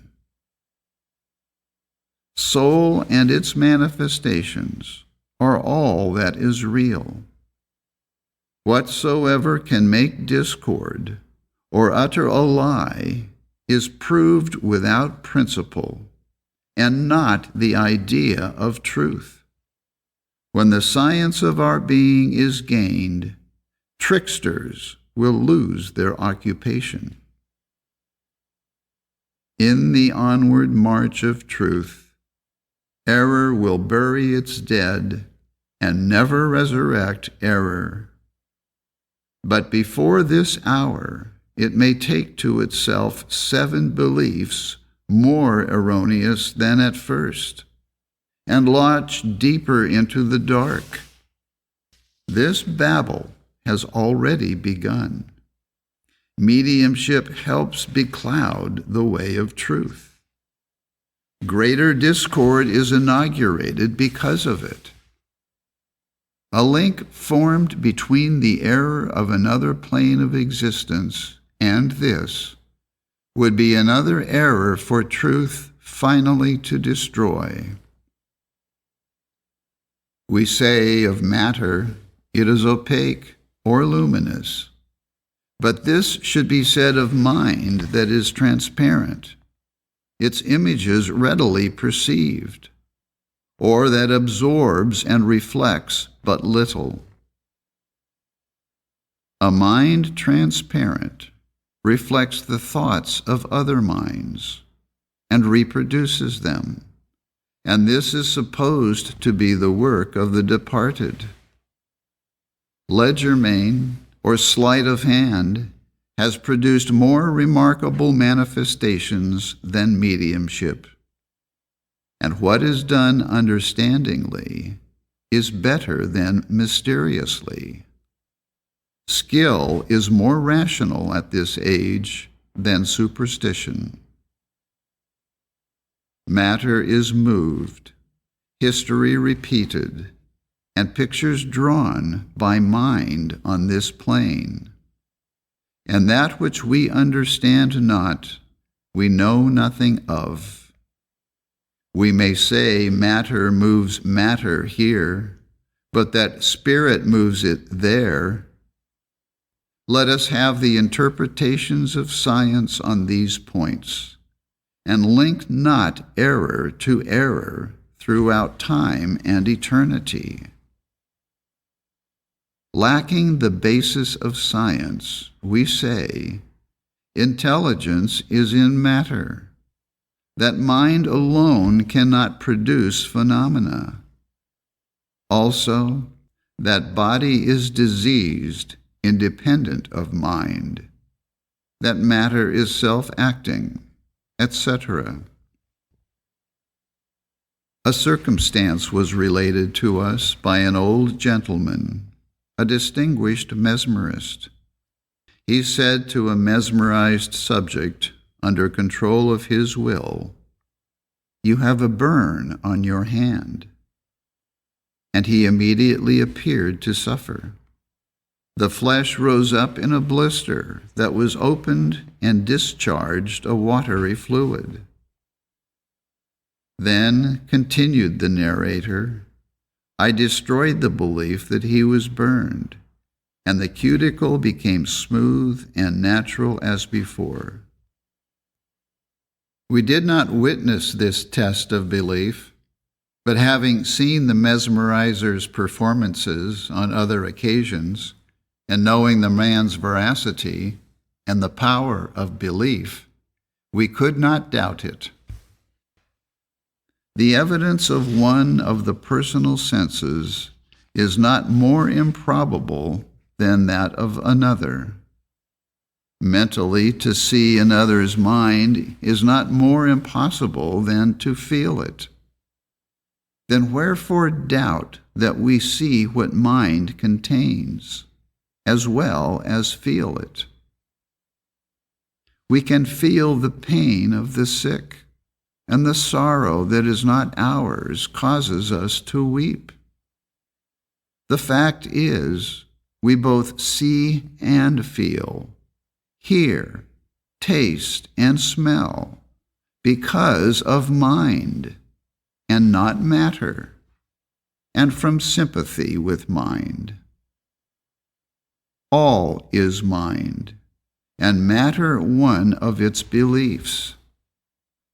But for the interpretations of ignorance, the basis of all physical manifestations would have been discovered long ago and given a scientific explanation. Thought awake to this subject would have discerned the signs of science in phenomenon, had not a belief, as usual, misinterpreted it. An absence of eloquence is caused by the belief that schools and colleges possess alone the key to it, or that some especial endowment is wanting. Destroy this belief, and you break the shackles of mind that imprison its faculties, and set the captive free to utter the beauties of being. Flowers, birds, waves, mountains, and storms are eloquent, and so is man. Even the sons of the forest are sometimes orators beyond their learned neighbors, for the reason the nearer we approach our native being, the more we give utterance to soul. And it is this universal intelligence outside of language that supplies all that is sublime or beautiful in words.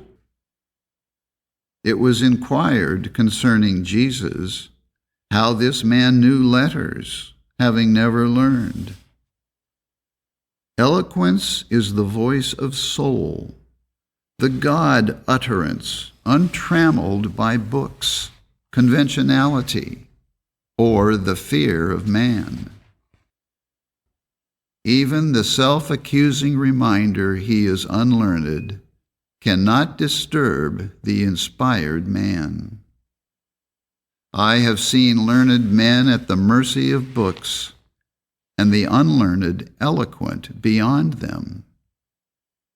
The so-called mediums let go their beliefs by supposing somebody else is talking for them, and thus speak beyond the admitted limits of their own capacities. Soul is infinite in eloquence, as in all else, but sense is finite in this as in all else. The soul-inspired are not comprehended by the man of sense, and the sense-inspired are mediums, deceived in the origin of what they say. The victim of delirium sees objects through the shadowy evidence of delusion, and so does the sleeper, the medium, or clairvoyant, and mortal man. Where neither certainty of phenomena nor evidence of principle exists, there is no real foundation. All theories founded on the belief that soul is in body, God in man, and intelligence in matter, therefore that we must develop from within outwardly, are false and fatal to science. Wisdom is from without. Development is to learn this, to leave the belief of wisdom within a skull bone and take hold of our God being outside of matter. There is no inner life, for life is God, and God never migrated from man. Cause was never in its effect. In common practice, we make no attempt to put the greater into the less. And if soul is superior to body, it is outside of it. And if God is superior to man, he is not in man. And furthermore, man must get out of 6 feet of intelligence before he is immortal in soul. Wisdom cometh from without. Principle is circumference, and idea center. Soul is principle, and man the central idea of soul. Science reverses the conclusions of personal sense in every instance, and abides by a given statement of man to bring out the harmony and immortality that theories have failed to do. No condition of matter can change the fact in numbers that 4 times 3 is 12. Science should govern thought, and nothing can mar or destroy man controlled by science. Mediumship is without a scientific statement or proof, and claims to gather wisdom from spirits, personalities, outside of matter, while the basis of its evidence is admitted to be matter conditions. The theory called spiritualism admits that God is principle, but leaves this admission without practical proof. If God is principle, science alone reveals God. Then wherefore ask personalities of another plane to explain life, truth, and love? Why not strive to reach these beatitudes through science, and hold them your own instead of another's to bestow on you? Person cannot interpret love, for love alone explains itself. Science reveals and explains principle, but man cannot explain God. 6 feet, nor the stature of ancient giants can represent the fullness of the stature of man in Christ. In other words, the idea of truth. Measurement may represent the man of personal sense, but this is not the man of soul. Mediumship communes with person instead of principle, the only intelligence, life, and love, and accepts a personal version of principle, praying God to be God, as if love was idle and omnipotence uninformed. To call on light for light is absurd. Let there be light is the will of wisdom. And this full effulgence has nothing to do with mortal stint, but shines for all. Universal love bestows all good without respect to persons, and man receives or rejects it. But a prayer or tear changes not divine economy or eternal order. Sin shuts out light and blessings, and is the author of all tears and prayers. Wisdom helps those only who help themselves, and cannot bless evil. It destroys sin only as man gives up sin, acting in this direction only as we act. We have seen patients who could not be healed through science until they gave up the belief of mediumship and controlled their own bodies.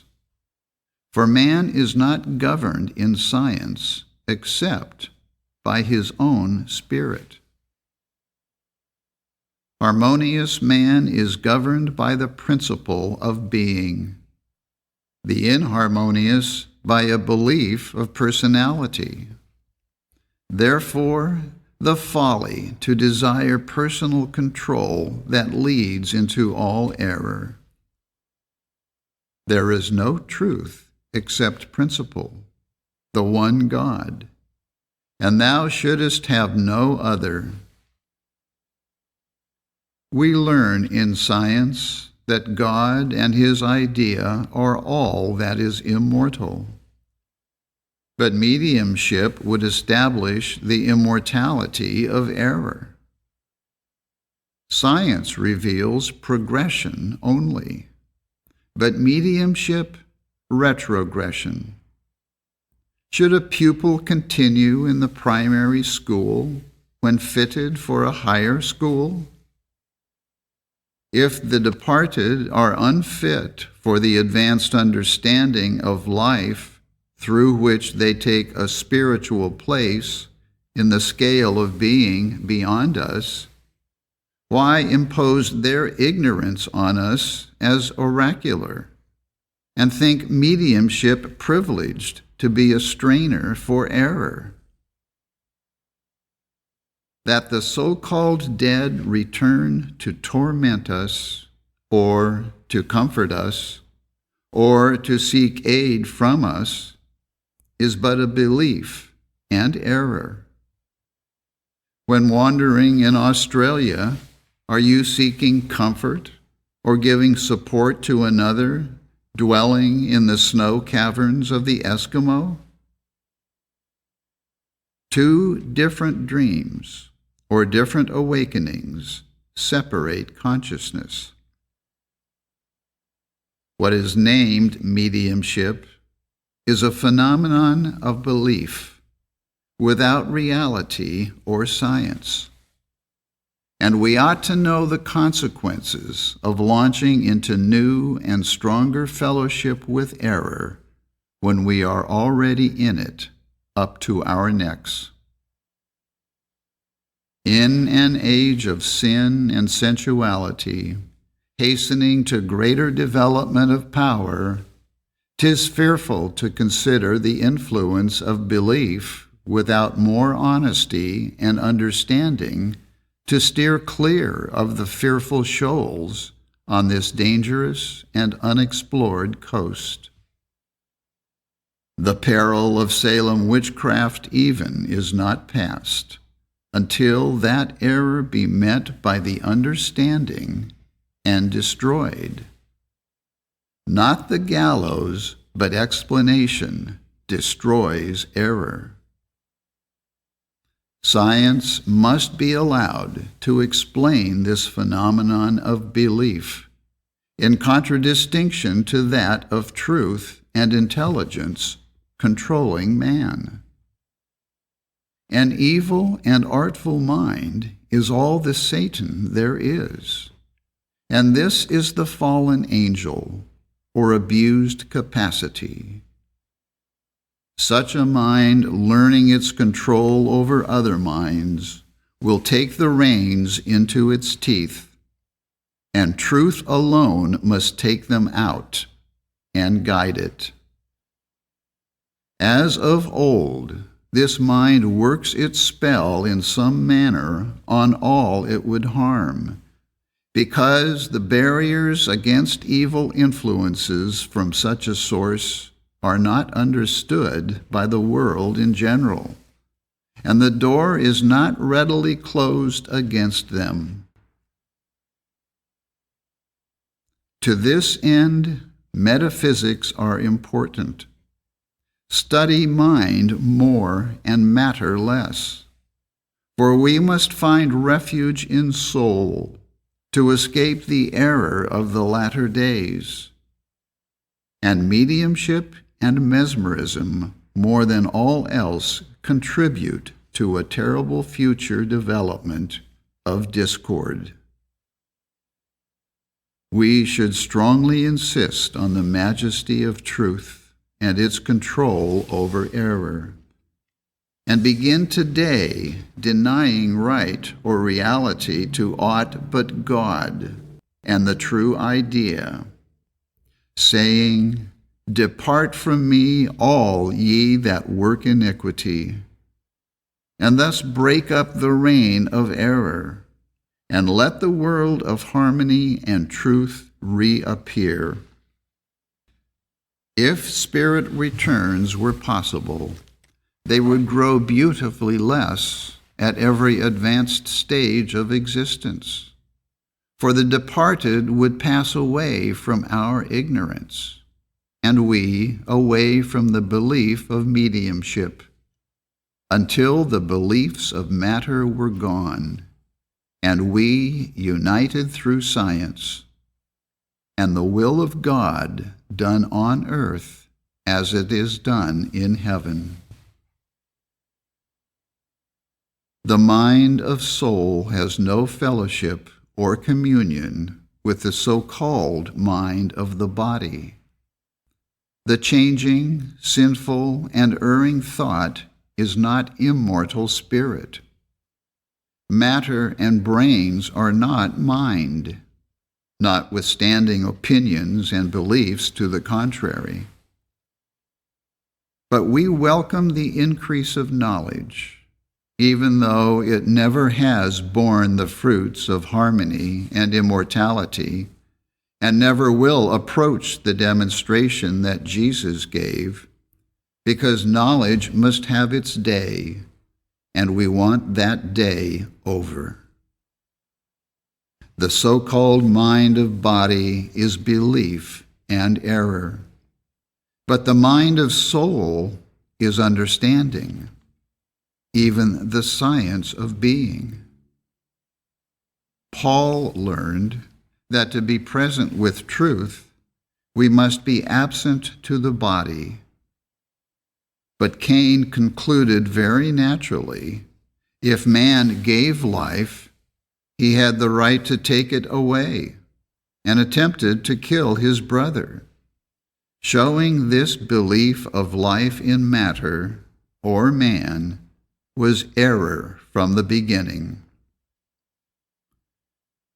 We name a mistaken thought mind, while it is error only, without intelligence, but imitating it, without principle, but claiming to be truth. Mistakes are impossible to understanding, and understanding is all the mind there is. Ignorance and evil are not intelligence. Soul is the only intelligence, and a creator not at the mercy of its creation. We see, hear, feel, etc., not because of eyes or ears. These faculties are symbols or expressions of understanding, which is the mind of soul. The mind of body loses them if an organ be destroyed, but they cannot perish or be marred in spirit. The senses of soul are not matter, but spirit, that apprehend and reflect intelligence and life, hence their immortality. Inspiration is the utterance of soul, giving forth its own idea or spiritual sense. It is safe to trust this communication, but it would no longer be so if matter or personal sense interpreted it. The garment in which belief, error, hides itself is that soul is in matter, holiness in unholiness, and literally God in man. Midnight foretells the dawn, and beholding a solitary star, the wise men of old were led by spiritual vision to foretell the hour of truth. But what shepherd sage today, seeing the light, is allowed to explain the darkness? The world is asleep, lulled by stupefying beliefs, in the cradle of infancy, dreaming away the hours under its spell. Entering upon an unknown eternity, personal sense will be found as an outlaw, escaping to a foreign land, where he is doomed to an unlooked-for death. The footsteps of belief have not advanced man a single league toward immortality, and the unwillingness to learn man and God of science holds Christendom in chains. So much hypocrisy swells the catalogue of society. The honesty that demands demonstration is not desired and incurs the enmity of mankind. Science never plays the hypocrite. To claim you understand a problem of Euclid and fail to demonstrate it would exhibit folly or dishonesty. But to solve the simple problem according to its rule proves you perceive the principle. Science is the rule of harmonious and immortal man, Jesus the example, and Christ the principle. This rule of man is embraced in life, love, and truth, and the spiritual sense of the Scripture reveals the science of being. The prophets did anciently what the worshippers of Baal failed to do. Yet, in some instances, artifice and the faith of belief feigned the work of wisdom. Necromancy and legerdemain are the inventions of man that originate in brains, or the so-called mind of matter, while science is the mind of God. One proceeds from soul, and the other from sense. The beliefs of man manifest error only, but this is sometimes called a phenomenon of truth that proceeds from spirits. The phenomena of principle are outside of matter, and not in the least dependent on person. Mesmerism and mediumship are dependent wholly on belief, or the so-called person of man. Mind evolves images of thought, and these are the apparitions seen by the so-called medium. It is not more mysterious, only because it is less common for us to see than to feel a thought. To feel the grief of another's mind is not unusual, but we think to see the mind's images of departed friends is to see them in reality. Here are two equal senses, seeing and feeling, that we separate in power. There are those that feel another's pain as quickly as their own. The sick may not have touched them or spoken on the subject, and yet they feel their pains and can tell their locality. And this, because of sympathy, the same as yawning is produced. Seeing belongs no less to personal sense or belief than feeling. Then why more difficult to see a thought than to feel it? Education alone determines the difference, and in reality, it is not more marvelous.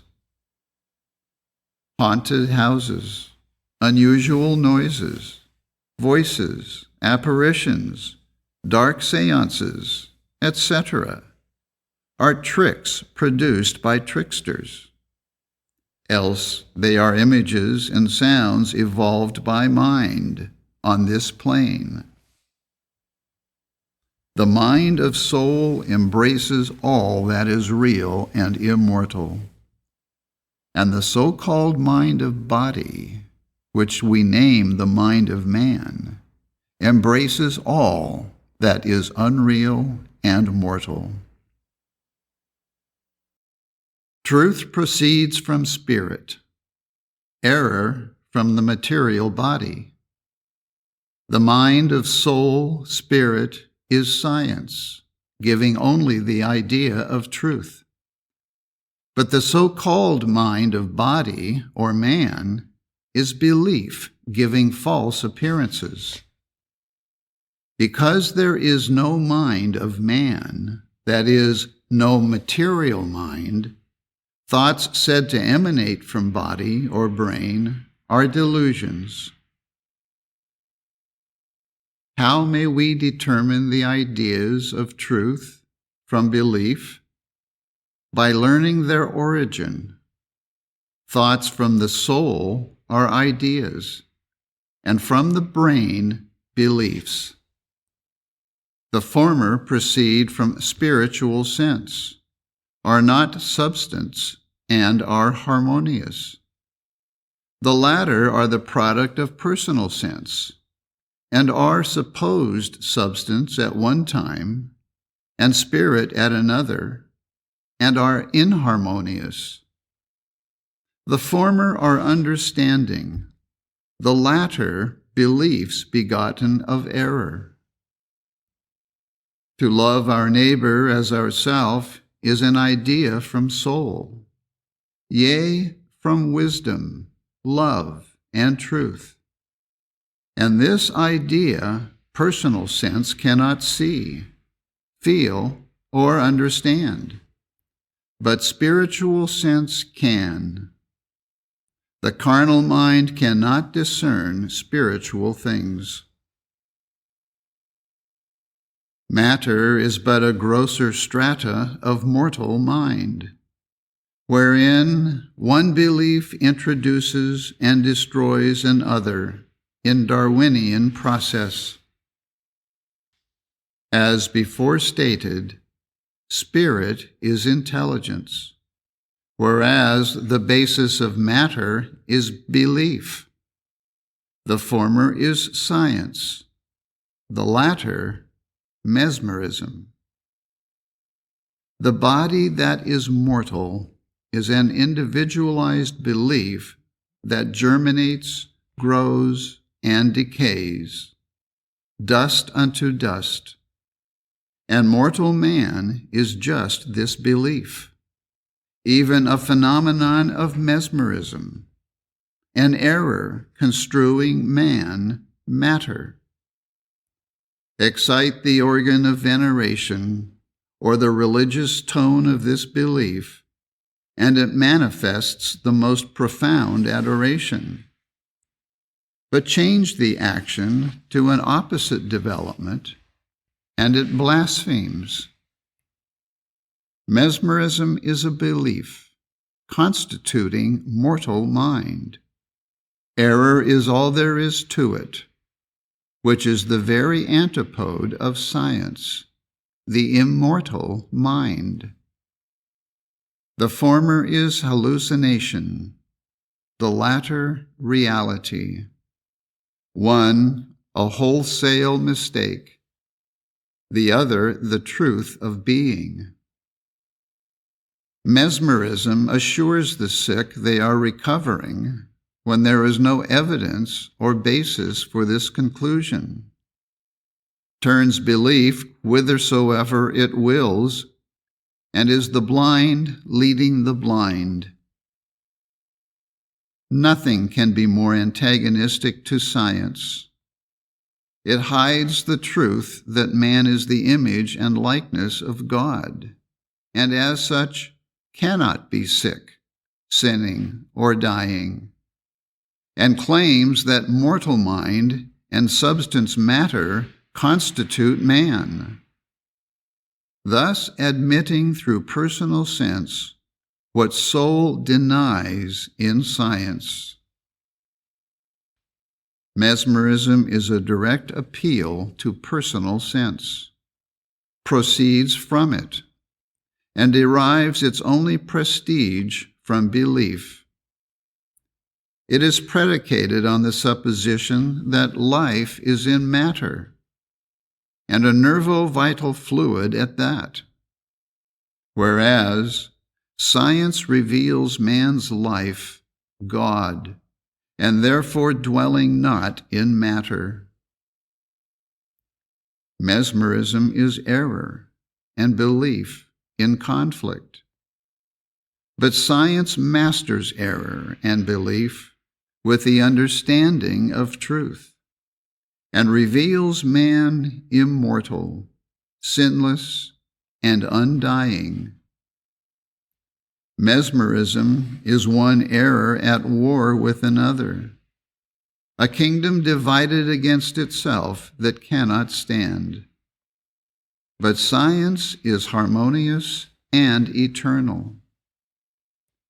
Mesmerism is personal sense giving the lie to its own statements, denying the pains but admitting the pleasures of sense.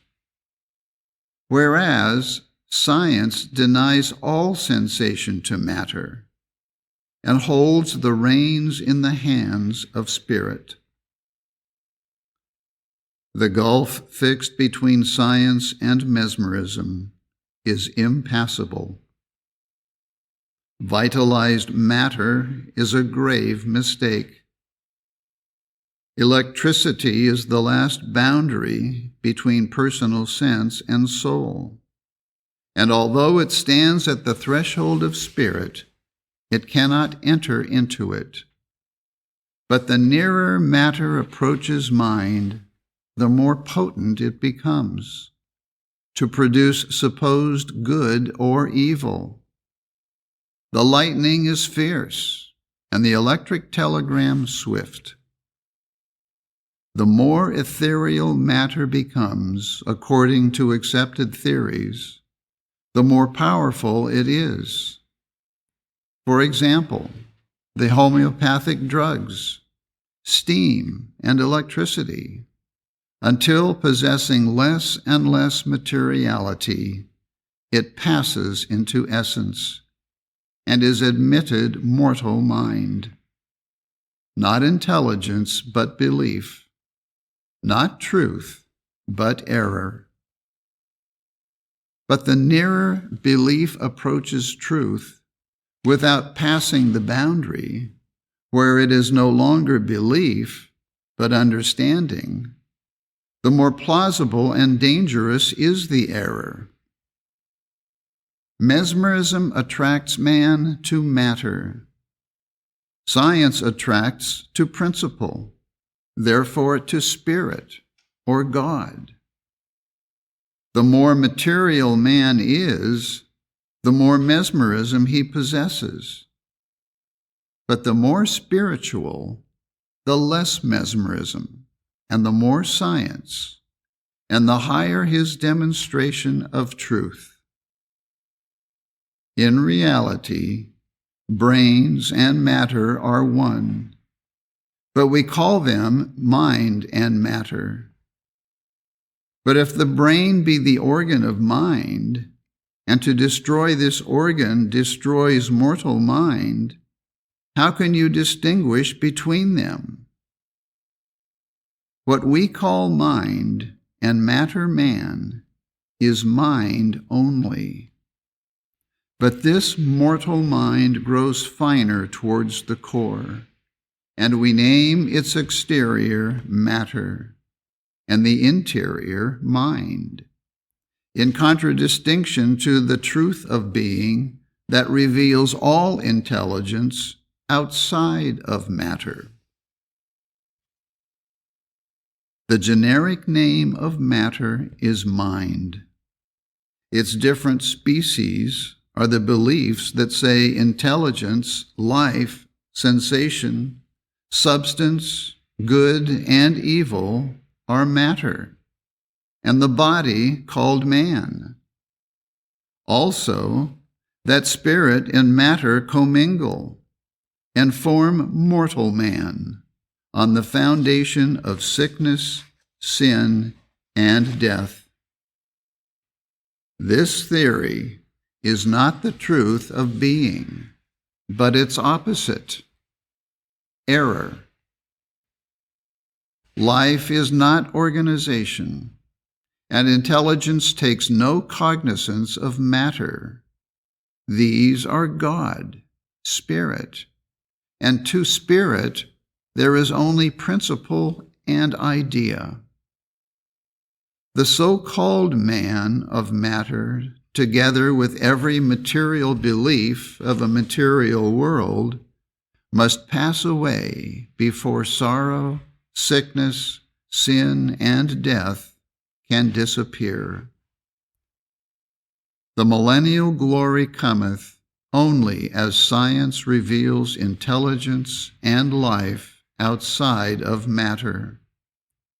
Alas, that man should take a material sword to slay error, when the two-edged sword of truth destroys it so much more effectually. The history of the Chinese Empire derives its antiquity and renown from the truer idea the Buddhist entertains of God, contrasted with the tyranny, intolerance, and bloodshed based on the belief that truth, life, and love are in matter. And the great Jehovah formed after error's pattern of mortal man, or intelligent matter. To suppose matter and spirit mingle is the error that hides science, on which to base our conclusions of God and man, of soul and body, and our proof of immortality. At one time, we define law, intelligence, and again matter over which intelligence holds no control, as in sickness, sin, and death. The law of spirit is the only law, and this is truth, destroying the so-called laws of nature, and its idea is walking the wave, destroying error, healing the sick, and raising the dead. This is soul triumphing over personal sense, putting to flight belief, walking over sin and matter conditions. Jesus taught and proved this truth the prerogative of spirit, and left his example for us, saying, "The works that I do, ye shall do." Paul was not one of his disciples or contemporaries, and yet he tested these teachings and demonstrated their principle. To conclude, man and the universe are governed in general by material law, but occasionally that spirit walks over this law and holds the control in its own hands, is to divide the capacity of omnipotence and wisdom with matter, and to give the latter the more general claim. These are the false conclusions of belief.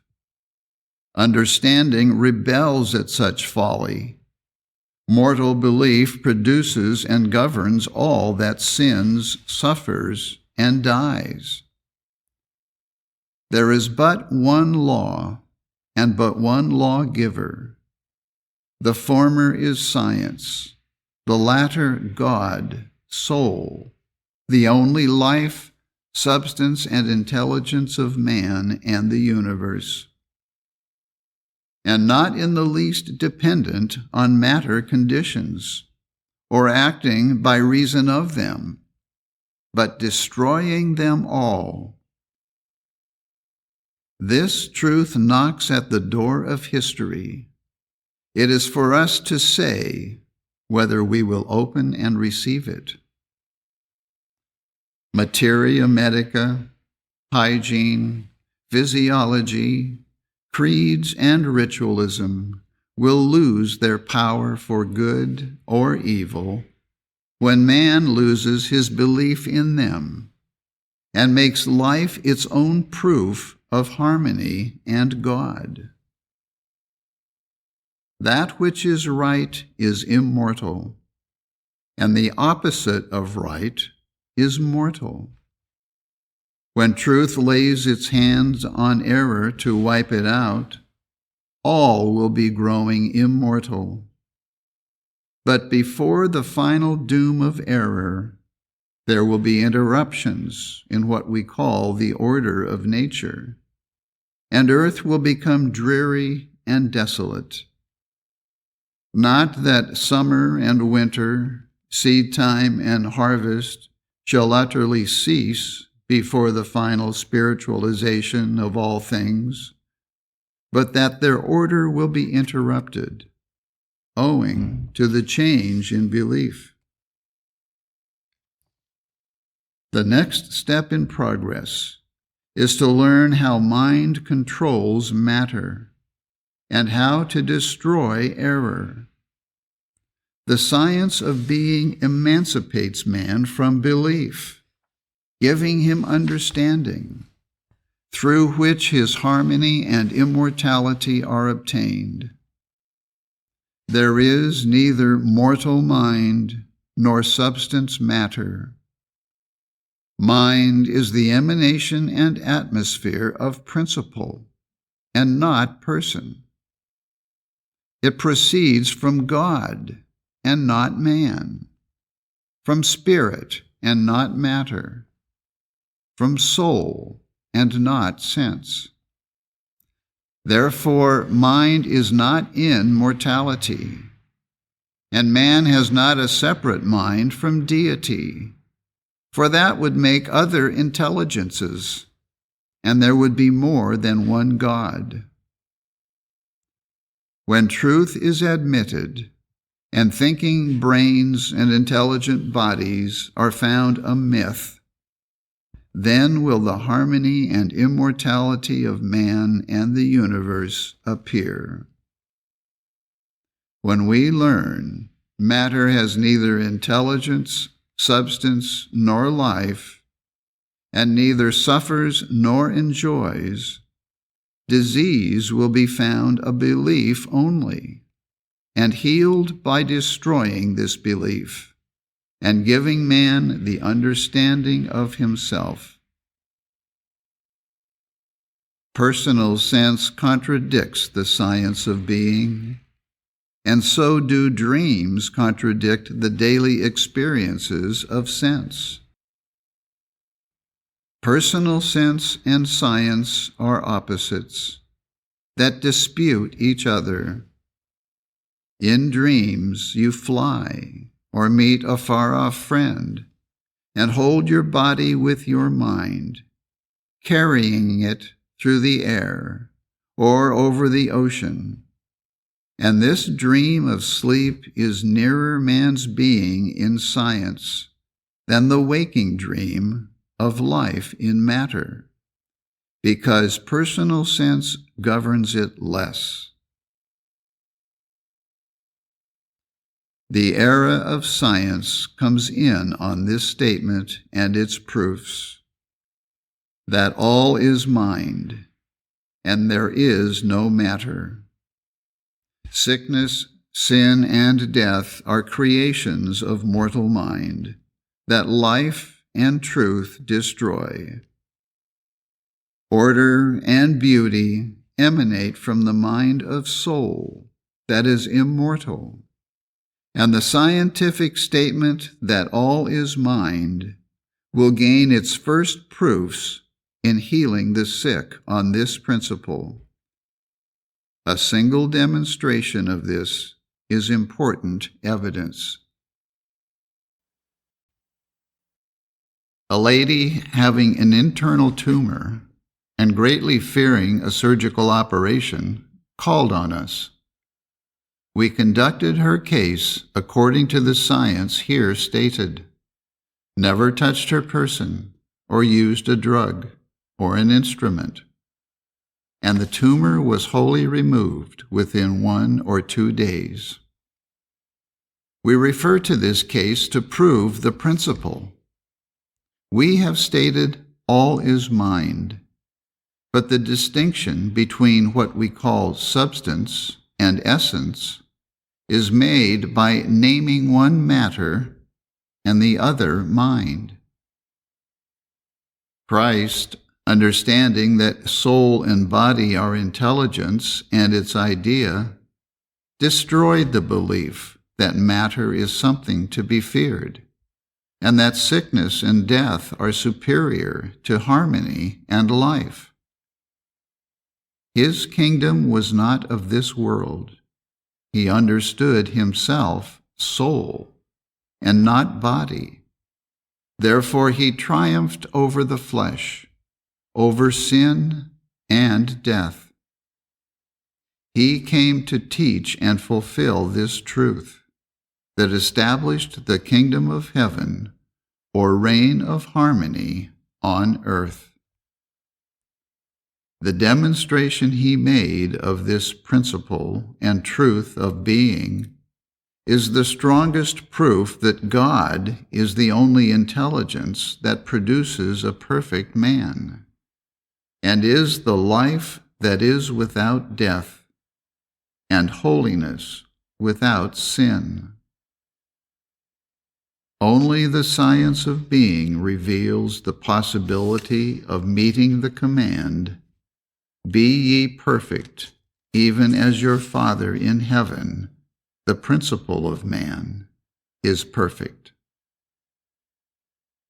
Let us then yield the belief that man is a separate intelligence from God, and reach his unerring principle of being, and be governed by life and love outside of matter.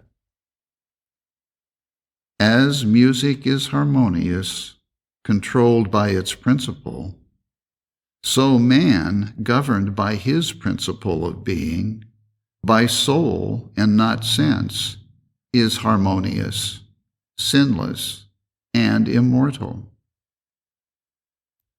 The error of belief regarding soul and body, and God and man, introduces discord into the demonstration of man, even the sickness, sin, and death of which we complain.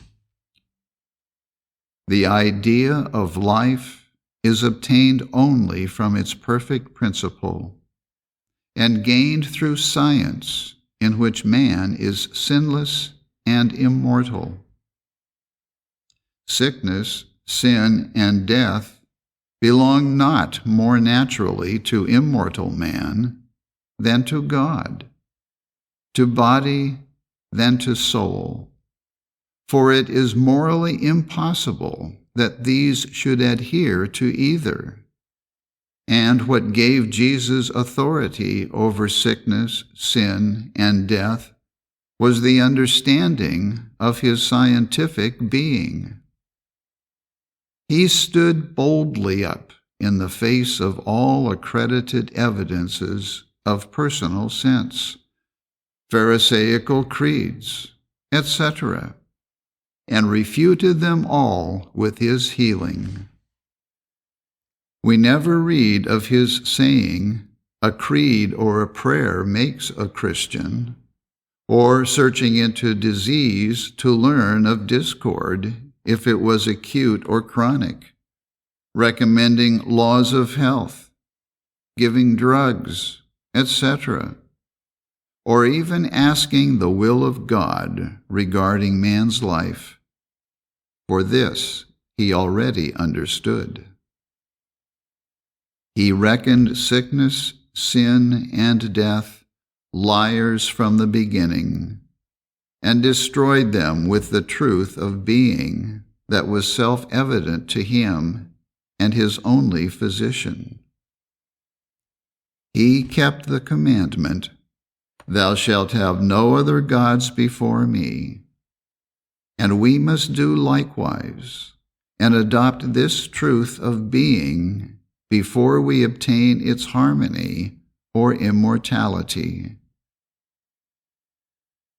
While Jesus rendered to Caesar the things that were Caesar's, he also rendered to God the things that were his, that is, truth, life, and love. And we too should acknowledge these God, and sufficient to destroy every discord of man. Jesus paid no homage to diplomas, to forms of church worship, or the theories of man, but acted and spake as he was moved by Spirit, the principle of being. To the believing rabbi and Pharisee he said, "Even the publicans and harlots go into the kingdom of heaven before you." Not that he scoffed at Christianity, but he knew there is neither spirit, life, nor truth in mere forms of religion, and that a man can be baptized, partake of the sacrament, support the clergy, observe the Sabbath day, and make long prayers, while yet a sensualist and hypocrite.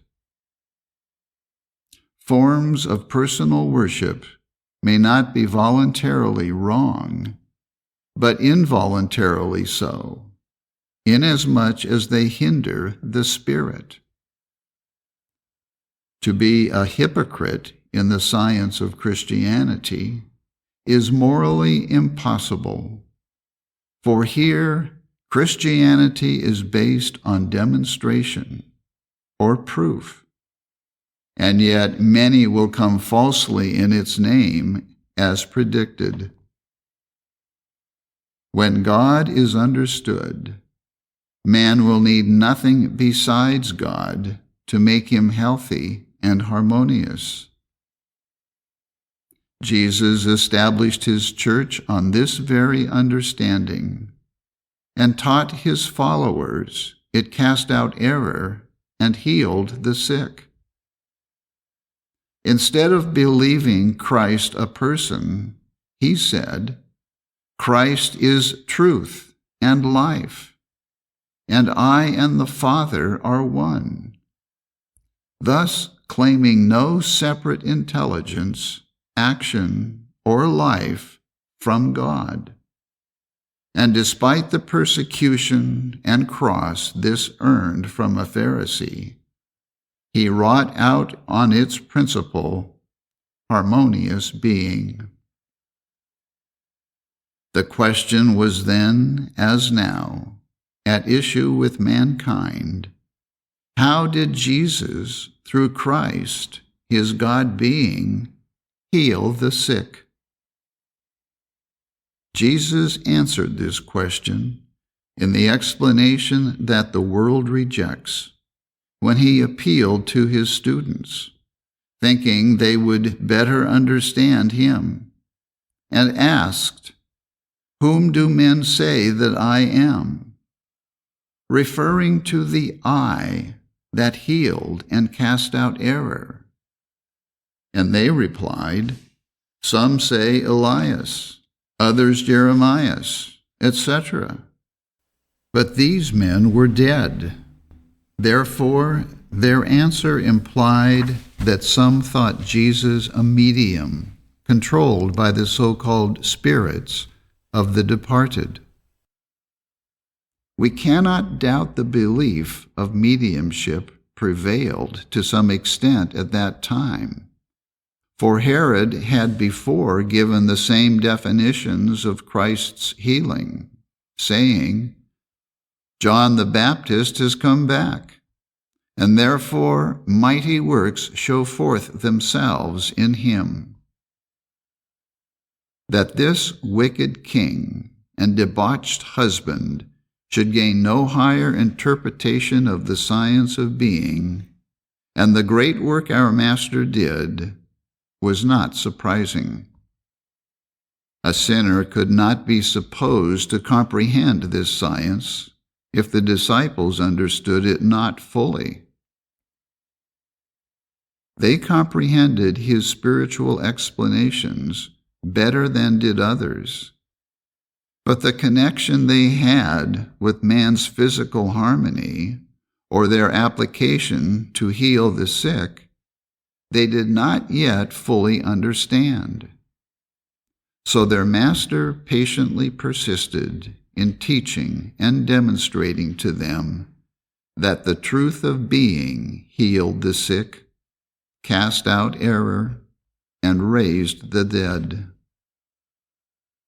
This science of life was not comprehended by his students until his final demonstration, when their great teacher stood before them the victor, not only over sickness and sin, but over death.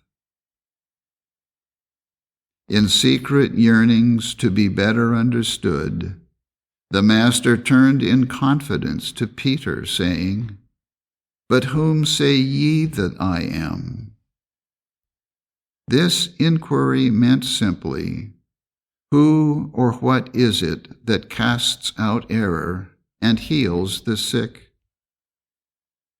And because he turned from the other disciples' answer and put anew the question to Peter, it plainly indicated he disapproved the belief he was a medium, as he had before signified, saying, "I and the Father are one."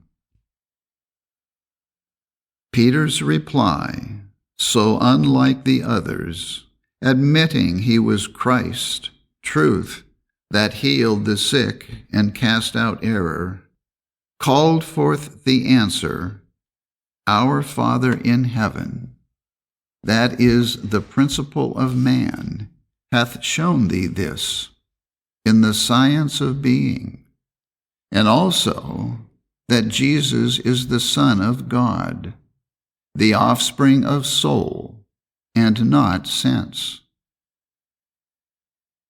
On this principle and with this truth, he wrought all his so-called miracles. It was not man or medicine that healed the sick, but God. Not matter that controlled man, but spirit that controlled matter. This, his interpretation of God and man, was the rock or foundation on which Jesus built his church. That is, established his demonstration of truth, God, against which the gates of error could not prevail. But there was neither a creed nor rite named in it, and mediumship plainly denied. To be Christ-like is to triumph over sickness, sin, and death, to open the prison doors to the captive.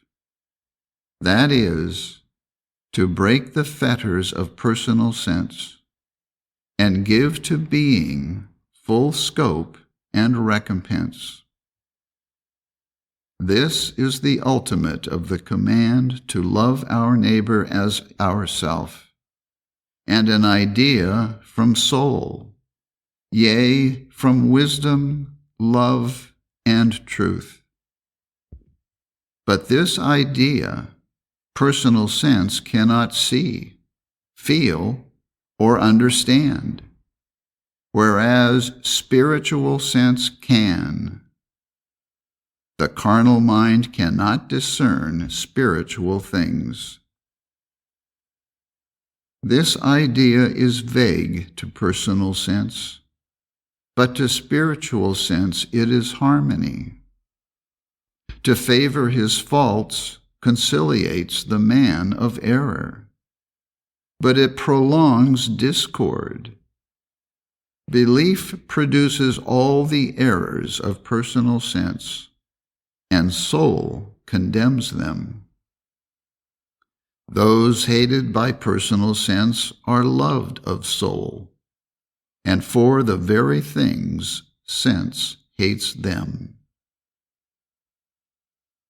The foundation error that makes a mortal man is that personal sense is truth. The next, that it is pleasure. The third, that it is pain. But from this point dates its destruction. Hence, the so-called pain of personal sense is comparatively encouraging, it being productive of less sin than its pleasure.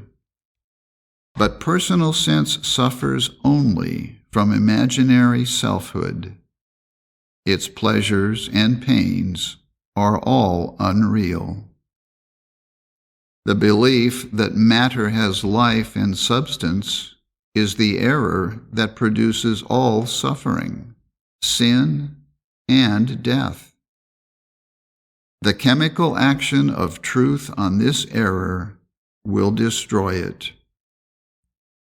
Truth gives the idea of spirit substance and destroys all supposed matter substance, while error gives the belief of matter substance and hides the idea of spirit substance. Immortal man is an idea of spirit substance, life, and intelligence. But the mortal is a belief that intelligence, life, and substance are in matter. The idea of substance, guided by understanding, becomes the infinite idea, even as the soul of immortal man is the infinite principle. Mortal man is a belief of intelligence, substance, and life in the body, therefore of a limited infinite. To let oneself out of this nutshell, we must understand the scientific relationship between God and man, or principle and its idea.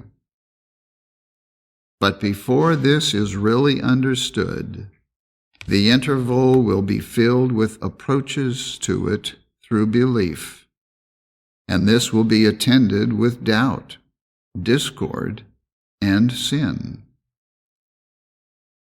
The material world at a future date will become a spectacle of disorder and dismay on one hand, and of science on the other. There will be convulsions of mind, and consequently of matter, spasms of error, earthquakes, famine, and pestilence. Sickness will become more acute, and death more sudden. But to those who understand this hour, as explained in the science of being, length of days will increase, and harmony and immortality be near, even at the door. Knowledge will then diminish and lose estimate in the sight of man, and spirit, instead of matter, be made the basis of generation. At this period, phenomena will be spiritually discerned, but there will be strong conflicting opinions and results. Those understanding life scientifically will hold in check those letting go of old opinions who would hang an MD, a mesmerist, or a medium, thus curbing the violence of old beliefs, exercising retributive vengeance. The truly scientific will be a law to themselves of love, wisdom, and truth, and do violence to no man, neither accuse any falsely. Sin will make deadly thrusts at the science of life, as penal code goes out to give place to higher law. But those controlled by soul will spare the rod, contrary to the religious persecutions of past history, and save the erring from the gallows and gibbet. The martyrs will be the adherents to science in the coming centuries, and today their fate is foreshadowed.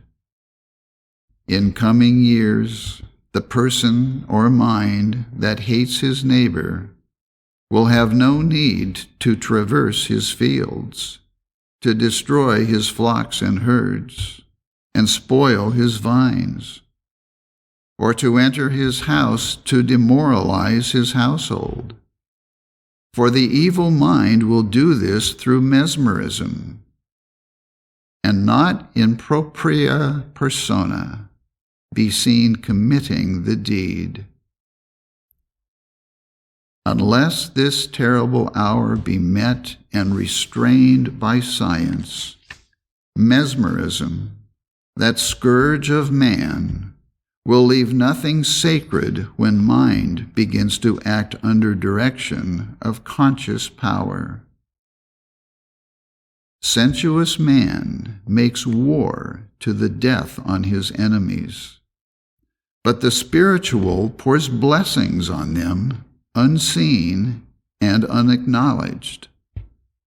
Like the chamomile that crushed yields the sweetest odor, spiritual minds emit an atmosphere of truth that blesses their enemies and destroys error while it is persecuting them. But stir the evil sensual mind, and worse than the deadly upas are the plagues it emits. Those who gain the essential points of the science of life will suffer from the sensual world more than even the primitive prophets and disciples did.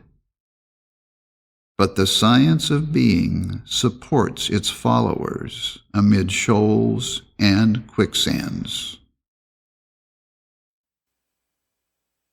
Spirituality is the only Christianity, and its basis is to be absent from the body and present with the Lord. Sensuality is personality ever present with the body. We have already sufficient professions of goodness without the Spirit. Too many religions and not enough Christianity is the genius of the age. Man knows already too well how to make long prayers, to be heard for his much speaking, and to enlarge the pharisaical borders, to steal in private and give in public. But this is political, not Christian, economy. What we want is Christ and Him crucified. In other words, truth and the cross-bearing that attends it, to make mankind better. Because a man has uttered the law and 10 commandments to fashionable audiences some quarter of a century, it does not follow that he can demonstrate the Christianity of the prophets and of Jesus, who cast out error and healed the sick. Sometimes people resort to a cup of tea or coffee to help them preach, as if matter was superior to truth in this direction. Is the truth we utter matter or God? And if the latter, giving does not impoverish, nor withholding enrich. Have we less of the Spirit that is God for having given utterance to it? And is matter or spirit our strength? Because a man has obtained a high social and public position, are we to conclude he must be a good man? The soft palm upturned to a lordly salary and architectural power, making dome and spire tremulous with beauty, that turns the poor and stranger from the gate, shuts the door on Christianity. It is a skeleton of religion that requires a doctor of physic to save the body and a doctor of divinity to save what? Immortal soul that is already saved. This is not having Christ in you, the hope of glory, nor does it cast out devils and heal the sick. The manger and cross tell in vain their story to pride and prejudice. Taking wealth, popularity, and sensuality by the right hand takes God by the left and palsies that hand, making moral lepers instead of Christians.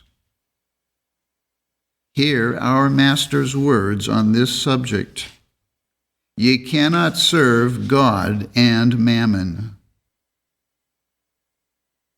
Ministers should make the pulpit the rostrum of truth, whipping creeds and pride out of their synagogues, to let in humility and the science of God, using those strong arguments, cords that Jesus twisted together to scourge out of synagogues the money changers and make them temples of truth. The prophet of today beholds in the spiritual horizon the bow of promise.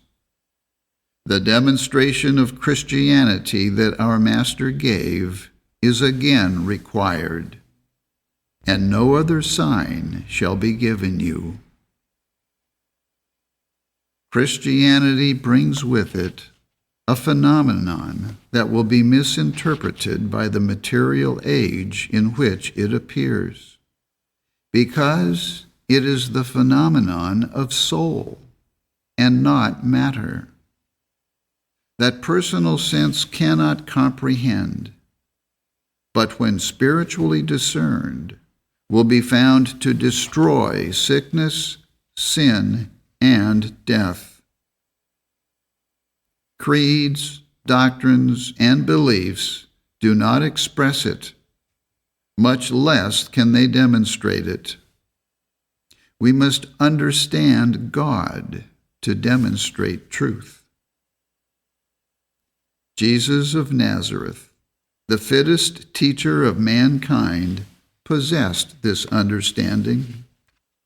But the scorning rabbi, the rival Pharisee, Gethsemane, and the cross were ready to devour him. Over 18 centuries ago, the mere religionist was willing to hail Christ, truth, with pomp and scepter. But it came not thus, and though the modern scourge is a scoff instead of the lash, the doors of some churches are quite as effectually closed against Christ today as then. Truth bids man watch, but is there guard or control held over personal sense by mere religionists? The Christianity of Jesus was the science of being. It destroyed sickness, sin, and death, denied personal sense, bore the cross, and reached the right hand of God, even the perfect principle of man. Our Master meekly, and yet as a victor, bore the mockery of his self-conscious God-being. He maketh himself as God was the foundation of all accusations against him. And the indignities he met, his followers must now meet, until this truth is understood.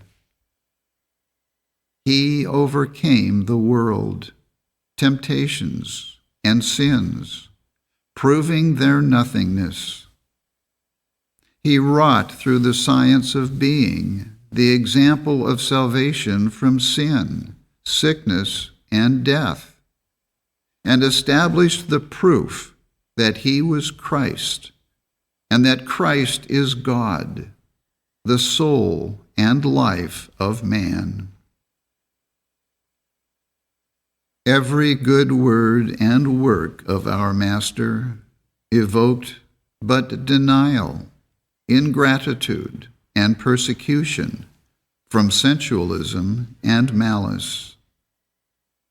Of the 10 lepers he healed, but one returned to give God thanks. That is, to acknowledge the principle that healed him. Therefore, but one interpreted his healing aright. And yet he wrought on for his enemies. He felt their sicknesses, but more he felt their sins. Despised and rejected of men, yet returning blessing for cursing, his spirituality must destroy their materiality, and through his stripes must they be healed.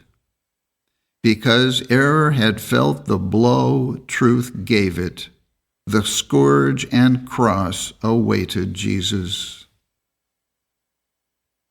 The man of sorrows was not in danger from salaries or popularity, deserving the homage of a world and sharing preeminently the approval of soul.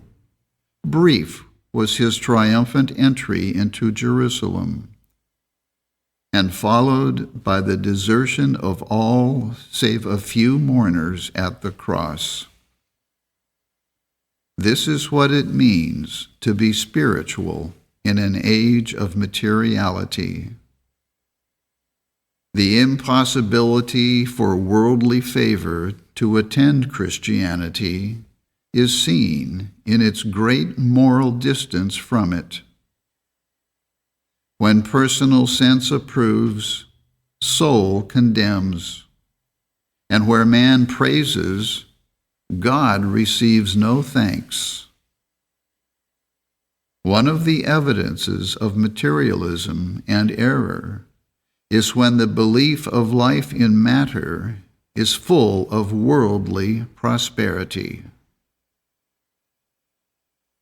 History informs us that Jesus, feeling the gross materialism that surrounded him, at times experienced a momentary weakness, and turning, asked, "Who hath touched me?"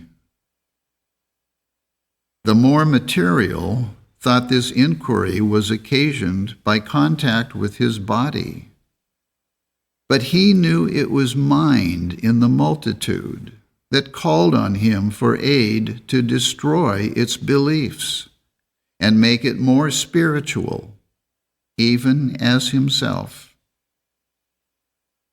His quick apprehension of this arose from his spirituality, and their misconception from their materiality. Not that he deserved less the advantages of adroitness because of his goodness, but possessing the insight and honor that cometh from soul only, he had less personal sense. These two come from opposite directions, and the treasures of our Master were laid up in spirit, not matter. Christianity turns from sense to soul, as naturally as the flower turns from darkness to light. Those things eye hath not seen, or ear heard, neither hath it entered into the heart of man to conceive, belong to it. Paul and the loving John had a very clear sense of the science of being. They knew a man achieves not worldly honors except he labors for them, and lays a sacrifice upon the altar of mammon by giving his affections to the world. And they also knew to make this offering to wealth or fame was not to leave all for Christ, truth, that comes from the opposite direction and from opposite means and aims. Also, that a man walks in the direction he is looking, and that where his treasure is, there is his heart also. If our hopes are spiritual, we are not looking or yearning for the material, but will wear the image and likeness of God at any worldly cost. In reality, we are coming out from the world of sense and being separated from it. The favor of sectarianism, the homage of wealth, and smiles of ambition flee before Christianity, but wisdom crowns its brow.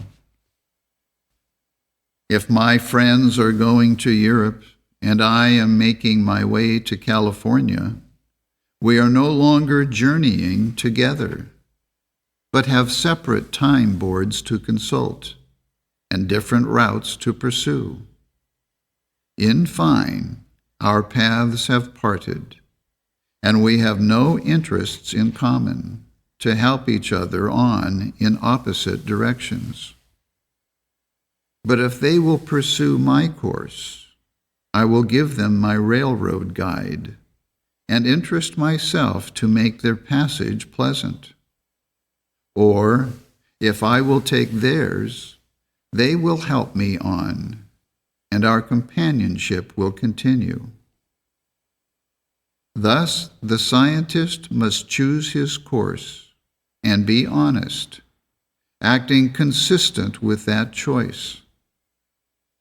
His route lies not with the world of sense, and if he gravitates thitherward, he is like a man who travels one day east and another west, but thinking the passage west a more fashionable route, the company more alluring, and its pleasures more enticing, changes tactics and journeys 6 days westerly, and the 7th day toward the east, vehemently protesting he is traveling in one direction only. You would say of that man, he is untrue and cannot be trusted. And don't let him cajole you into the belief he is really going east because he produces from his pocket a ticket earned by some toil-worn pilgrim who has explored the way and from whom he begged it, and with this passport means to make his passage. Unless a man advances spiritually, he is not scientific. And if he is scientific, he must start honestly and journey some every day. And however long he is in reaching the desired goal, if his honesty be preserved, he will finish his course. Many, starting with the letter of science, will omit the spirit and make shipwreck of their course. We must not only seek, but strive, or we cannot enter the narrow path of science. For broad is the opposite one of sense, that leadeth to destruction, and many go in thereat. Jesus experienced few of the so-called pleasures of personal sense. Perhaps he knew its pains, for he bore our infirmities, that through his stripes we might be healed. Truth, in contact with error, produced chemicalization. Hence our Master's sufferings came through contact with sinners. But Christ, the soul of man, never suffered. Jesus mapped out the path of the science of being, and through poverty of sense was enriched by soul. But to those buried in the belief of life in matter, and insisting that we see alone with eyes, and hear with ears, and feel through nerves, he said, "Having eyes ye see not, and ears ye hear not, that ye might understand and be converted, and I might heal you." Their belief of personal sense shut out the communications of soul. Hence the saying, "Ye cannot serve two masters." Jesus adhered to one only, was guided by spiritual sense. Therefore, the sensualism of the age separated from him and hated him. His affections were pure, theirs carnal. His senses were truth, theirs but error. Therefore, love with him was spiritual science. With them, it was material sense. Their imperfection and impurity felt his perfection and purity and ever-present rebuke. Hence the world's hatred of the just and more spiritual Jesus, and the prophet's foresight of the reception it would give him. The people knew not how to interpret their uncomfortableness arising from his presence with them, and the chemical changes he instituted in their being. When those opposites met, had they understood the meaning of the stir it produced, they would, like Peter, have wept at the warning and begun a warfare with personal sense that opposed truth. They, in their ignorance of the science of life, never regarded the fact that the good are hated only by the evil, while the former suffer for the latter in lifelong sacrifice. He bore their sins in his own person. That is, he felt the suffering their error brought, and through this consciousness destroyed error. Had the Master utterly conquered the belief of life in matter, he would not have felt their infirmities. He had not yet risen to this his final demonstration, or had he partaken equally of their sensuous being, he would not have so suffered from them, nor they from him. By overcoming his own temptations, he had measurably conquered for them, even while they knew it not. He demonstrated purity and truth, and their power to heal the sick, and assured others they might give his demonstration, but for their disbelief in its science. Though they saw not his righteousness, they must all gain the harmony of being from the truth he taught, and plant their demonstration on the foundations he laid, on what he had experienced for them, and poured liberally into their ears. This was the cup drank by the pioneer of the science of life, by him who came with those higher proofs and practices of truth and love, unperceived by the age in which they appeared. They neither understood him nor his works, and would not accept his explanation, who did understand them. Anomalous though it seems, I have no doubt that Jesus was shunned, and deemed a bad man at the period of his public labors by all save the few unpretentious ones whose Christianity enabled them to understand him. This was the cup drank to the dregs by our Master. He also spake of those who followed him, drinking this very cup, which must indeed be the case if they are in advance of the public sentiment. Referring to himself as doing nothing beyond the ability of others to do, he said, "The works I do, ye shall do, and greater."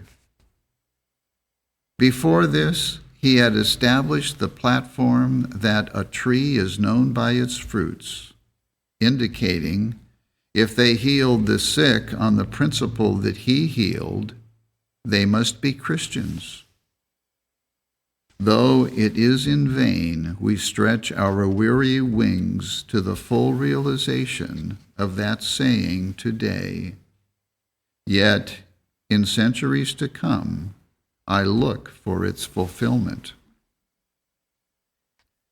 Whosoever shall triumph over personal sense and lay down his earthly all on the altar of the science of being will drink his cup and be able to give the demonstration of healing the sick, casting out error, raising the dead, and triumphing over the grave, that our blessed Master gave for our example. But earth hath no recompense for such a life. Personal sense can neither give nor receive this reward. The understanding of God is its only recompense that lifts being above mortal discord and gives it immortal harmony. A person may reward unjustly, but principle cannot. That we receive all deserved punishment on earth is quite as false as that all our rewards are mundane. And who that toils and sacrifices unceasingly, bearing the cross only to see their existence mocked, will say this is sufficient from the hand of love? Or again, that those have suffered all they have to experience, who still gloating in sensuality and hypocrisy, or murder and rapine, succeeding in all villainies up to the time they pass suddenly from sight in this loathsomeness, are pardoned and pushed straight into glory? Their punishment here was certainly insufficient to reform them, which is the design of wisdom, and the good man's heaven would be to them a hell. How can they find bliss in purity and truth, to whom these are the very opposites of themselves? There is nothing in mercy or love that can pardon the necessity in science for sinners to suffer after death. To destroy the penalty due to sin would be for truth to pardon error, in which case the sinner is no wiser for what he has experienced. For if he escapes the punishment he deserves, it is not according to God's government, in which justice is the handmaid of mercy. For sin to produce suffering is the only way to destroy it to him who believes in the pleasures of sin. When man admits there is no pleasure in sin, he has begun to save himself. Contemplating history from every moral data down to the present, we learn the faith in Christ, truth, that caused our martyrs to be burned, and the rights of man to be christened on the gallows repeats itself in the just suffering for the unjust. Then how has God pardoned sin? We all suffer because of sin, and must, until science destroys sin and its sufferings. Did the martyrdom of John Brown make one of the crimes of Jefferson Davis less, or less deserving its reward? What awaits the God-inspired martyr is the crown of thorns here, and the victor's palm hereafter. But what awaits the pampered hypocrite is the laurel here, and the thorns there. The demonstration Jesus gave of God did for the world more than a problem wrought and explained in mathematics does for the learner. It taught the human race how to demonstrate aright the principle that is God. And if this demonstration had been understood, man would have reached the example of Jesus and solved his being harmoniously ere this. The martyr spirit is the stepping stone from the human to the divine. Martyrs are the luminaries of soul that go down to personal sense, like the sun, to appear again in the amplitude of their being, when sensuality shall give place to spirituality, and the leader's standpoint is reached. Truth is self-conscious right that brings its own reward, but not amid the smoke of battle is it seen or appreciated. The personal belief of God that holds spirit person instead of principle, making soul intelligent matter, and possessing all the tyranny and passion a belief of life in matter manifests, was the very error that crucified Jesus, and that today is shutting out the reign of harmony. Jesus knew there was but one God, hence that man's intelligence was God and not man, principle and not person. Therefore, said he, I and the Father are one. And because of this scientific statement and the demonstration it brought with it, the rulers cried out, Crucify him! He maketh himself as God.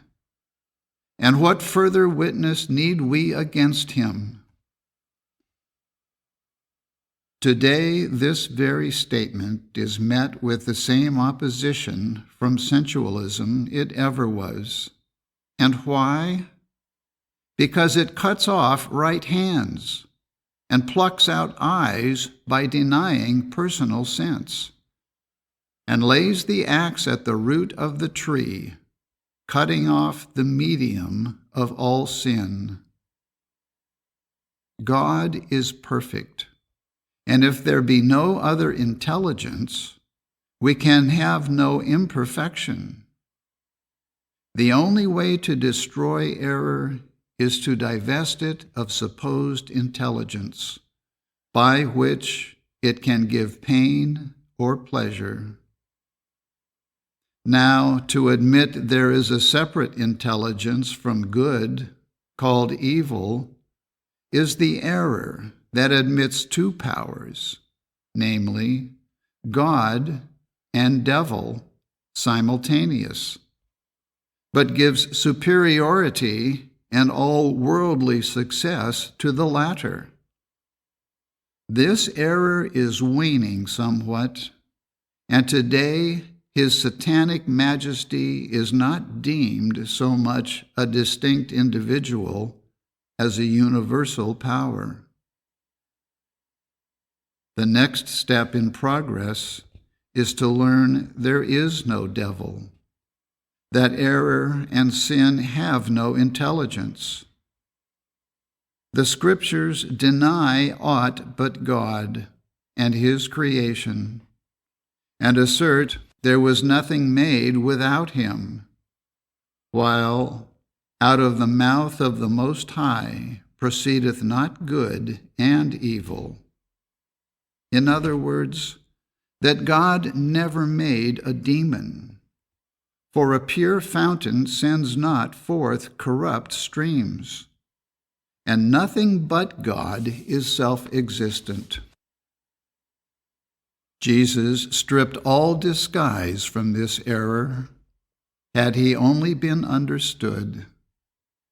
He explained it impossible to have another intelligence than God, or for Him to create evil, and demonstrated this by healing the sick and casting out devils, showing that God destroyed Satan instead of making it. In other words, that truth destroys error by proving its nothingness. The personal belief that man is a separate mind from God, and that this mind comprehends, feels, and exists an entity within the cranium, and sins and suffers ab libitum, is the only personal devil there is, and the one we should begin to cast out. This error is not the result of brains, but is a belief that brains are intelligence. In other words, that God is in matter. It is not the result of intelligence in matter, but a belief that matter is intelligent. Not the product of man's mind, but a belief there is mind in man. And this belief is delusion, and delusion, error. Do you ask who or what is it that believes?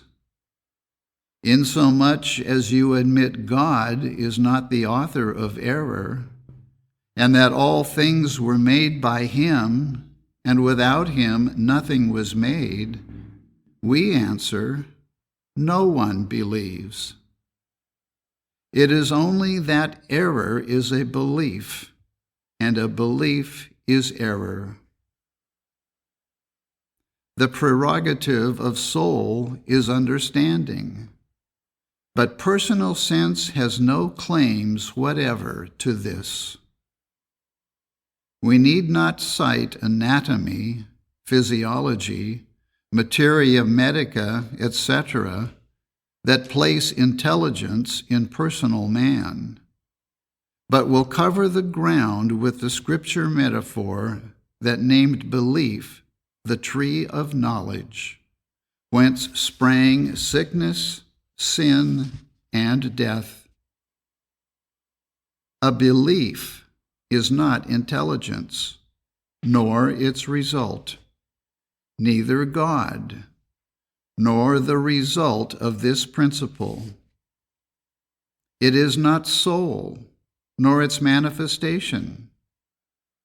What then is it? The opposite of soul, called brains and personal sense. Error is the opposite of intelligence and imitates it only by falsehood, calling principle person, God man, thus presupposing man intelligent matter. Is it an error to believe truth? It is impossible to do this. All we receive of truth comes through the understanding, The so-called mind of man can be deranged or destroyed by a blow on the cranium. But intelligence that governs man in the universe is not lost. Intelligence is life, love, and truth, and by no means personal sense, sin, sickness, and death. The mind of intelligence understands and never believes. And the body of intelligence is spiritual, not material. Idea and not substance. Yea, it is the reflex shadow of soul, even man that is the image and likeness of God. What besides this we name man is but a belief and error, dust to dust. Hereby we learn a lie is all the Satan there is, and marking its footsteps, we gain this proof. All the discords of earth proceed from false conceptions of God and man. Besides, falsehood preys on harmony in society and hides individual character. Truth is generally unperceived, because a lie is a more natural conclusion for the wicked. Expose sin, and it turns the lie on you. A sinner for the time prospers in secret wrongdoing until the final hour, that whatsoever is hidden shall be revealed. We must tell the truth concerning sin and sinners because of the moral necessity not to cover iniquity. They will deny what we say, of course, but at the same time it produces the desired effect, and we receive our reward, for it introduces new light and makes sinners afraid to repeat the offense when they are found out. The higher you rise in the scale of truth, the more intense and multiplied are the lies concerning you. The louder God speaks, the higher the devil lifts its voice to be heard above him. The more truth you bring, the more error is stirred by it, until the final conquest on the side of right. Jesus taught his students the science he understood, but they never reached his demonstration, and rose toward it only as they followed implicitly his directions. It is of little importance whether self-abnegation and faithfulness are rewarded in the present or future. Their recompense is sure. There must be a going out of personal sense and coming in of the spiritual to understand the science of being, and to give a higher sense of omnipotence, whereby to control man and matter. Jesus taught and practiced the science of being, tested the reception it would meet before it was understood, and notwithstanding the malice that error aimed at truth, fulfilled his sole mission, triumphed over sense, and sat down at the right hand of the Father, having solved being on its principle, which is truth, life, and love. He who was God, and not in man, was no respecter of persons. therefore, claimed no personal worship. Persecuted from city to city, he went about doing good, for which he was maligned and stoned. Jesus taught us principle is God, and God is love. But Pharisee and priest affirmed God is person that can love and hate. Truth that is felt is hated by the sinner, for it cuts off right hands, plucks out the eyes, and calls on him to become wise. The belief of God in matter, or a personal deity, never yet made a Christian, and will go down in a moral chemical that has already begun and will continue until God is admitted sole, outside of sense, and the only intelligence. The basis of all health, sinlessness, and immortality is the one great truth that God is the only intelligence.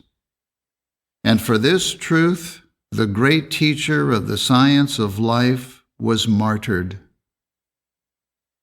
The reward of our Master was not on earth, and not in matter, but spirit, while all his sufferings came from the materiality of the age, and were not because of his own sins, but the sins of others. Then was it just for him to suffer? No. But it was inevitable in this wicked world where the good suffer because of the evil, even as the evil derive blessings from the good. Jesus taught us that the way of truth is the way of salvation, which is spiritual. Material religion consists of rites, ceremonies, a personal God, etc. But this is not Christianity. 70 students Jesus sent forth, whom he had faithfully taught. But of 12 only have we any especial record, and one of those had a devil. His final crucifixion drew near, the hour of triumph over personal sense, and all the pangs this world could occasion, the hour that gave the highest proof of the science of being, proof so important to mankind. Judas thought to take advantage of the world's ingratitude to his teacher and betray him into the hands of his enemies for 30 pieces and the smile of a Pharisee. Well did the pitiful traitor know his time, for the world was then in mystery concerning him and his teachings. Perhaps Judas feared the period approached that should reveal the great goodness which enabled his master to demonstrate above him, and to rebuke the sinner as none other could. The moral distance between himself and his teacher had already created his enmity, wherein greed for gold held empire over gratitude. He also knew the sensuous world loved a Judas better than it did a Jesus. And this was another point through which to victimize his teacher and raise himself with the people. Judas had all the world's weapons. Jesus, none of them. Therefore he chose not to defend himself before those who understood not that defense. So he opened not his mouth. The great exponent of truth and love, silent before error and hate. They to whom he had given the highest proofs of the science of being misinterpreted them, and said deridingly, He maketh himself as God. Those who turn aside the right of a man before the face of the Most High esteemed him stricken and smitten of God. He was brought as a lamb to the slaughter, and as a sheep dumb before her shearers. And who should declare his generation? Who in future should say whence cometh truth, and answer the question, what is truth? The rabbis could not decide this momentous inquiry. They must wait on the centuries. But the women at the cross dared say he was right, who had inspired their devotions, winged their faith with understanding, healed the sick, cast out error, and caused those he sent forth to say, Even devils are subject to us through thy name. But where were the 70 whom he had taught? Were all conspirators, save 11? Had they forgotten his weary years of explanations and patient waiting, all his labors of love, as day by day he taught them the science of life, and spake to them the truth of man? Could they not give him even a cup of cold water in its name, and satisfy for a moment his yearning for one proof of their fidelity to what he had taught? From early boyhood, he had been about his master's business, and they about theirs. But their masters were unlike. One was spirit, and the other matter. One God, the other man.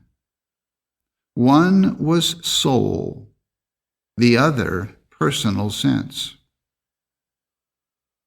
He had suffered and experienced for them, to give liberally his dear-bought bounty unto their famine.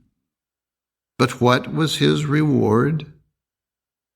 Forsaken of all, save a loving few, who knelt in woe at the scene of his crucifixion. Peter would have smitten the enemies of his master, but he bade him put up the sword, and take not the world's weapons to defend truth. Jesus, disdaining artifice or brute courage, when truth could not protect him from the false accusation, was able to submit to a felon's death.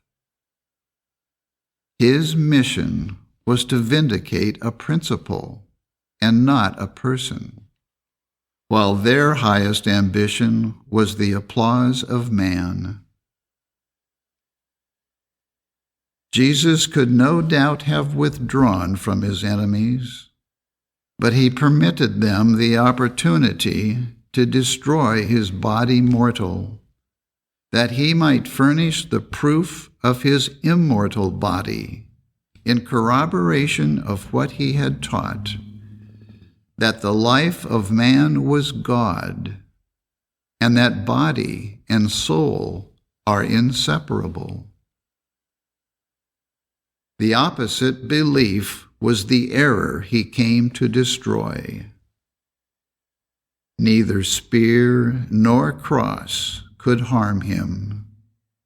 Let them think to kill the body, and after this, He would convince those he had taught this science he was not dead, and possessed the same body as before. Why his disciples saw him after the burial, when others saw him not, was because they understood better his explanations of this phenomenon. He had given them the principle of it in healing the sick. Hence the unsatisfied malignity of his foes, that he was not dead, but furnished a higher demonstration than ever of the principle he taught, and for which they had hoped to kill him.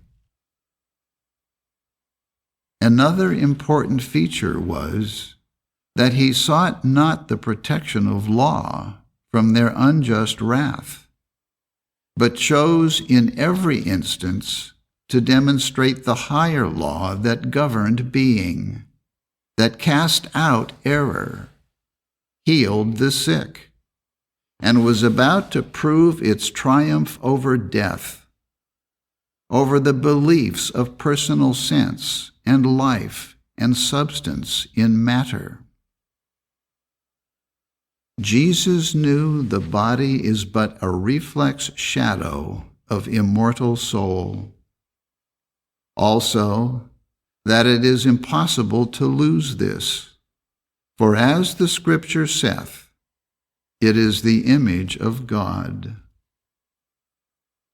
Alone, the meek demonstrator of God and fittest teacher of man met his fate. No eye to pity, no arm to save. He who had saved others, a solemn, faithful sentinel at the threshold of the great truth he would establish, unprotected by man, was ready to be transformed by its renewing. He had taught what he was about to prove, that life was God, and superior to all conditions of matter, above the wrath of man, and able to triumph over the cross and grave.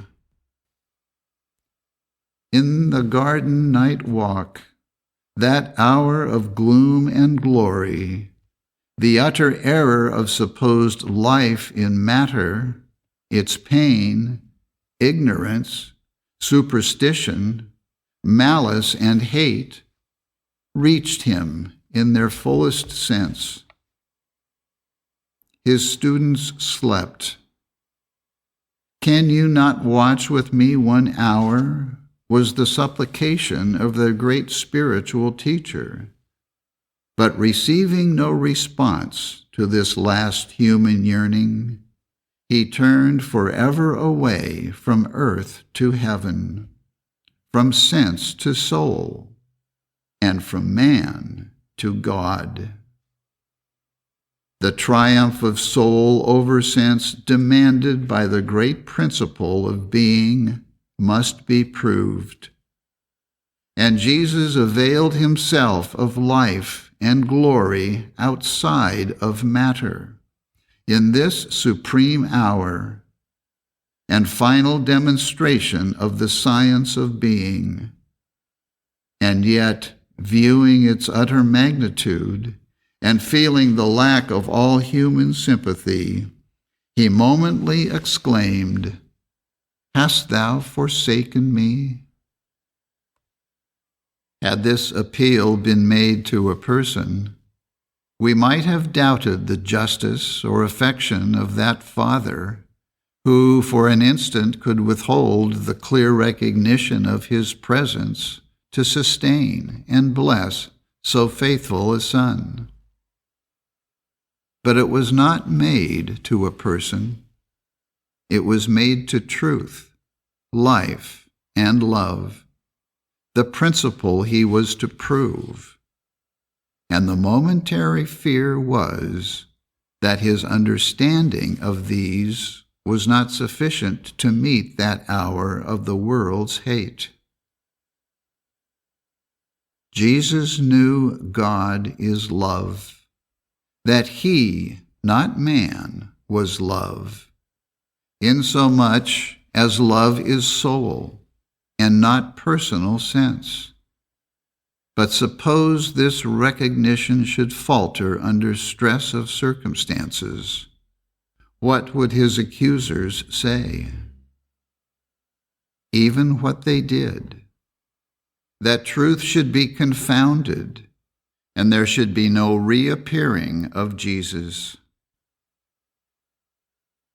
The weight of mind bearing on him at that hour from the throng of disbelievers in the great principle for which he was crucified weighed heavily.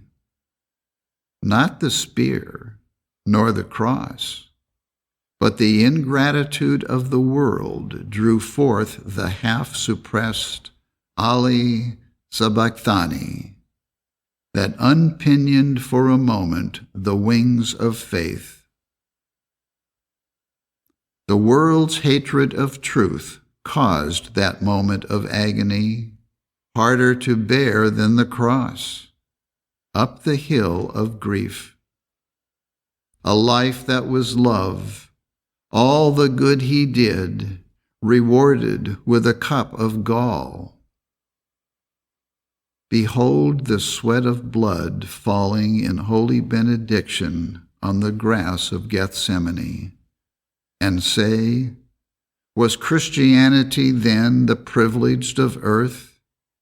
And can the followers today of that truth, so persecuted then, expect the world's approval?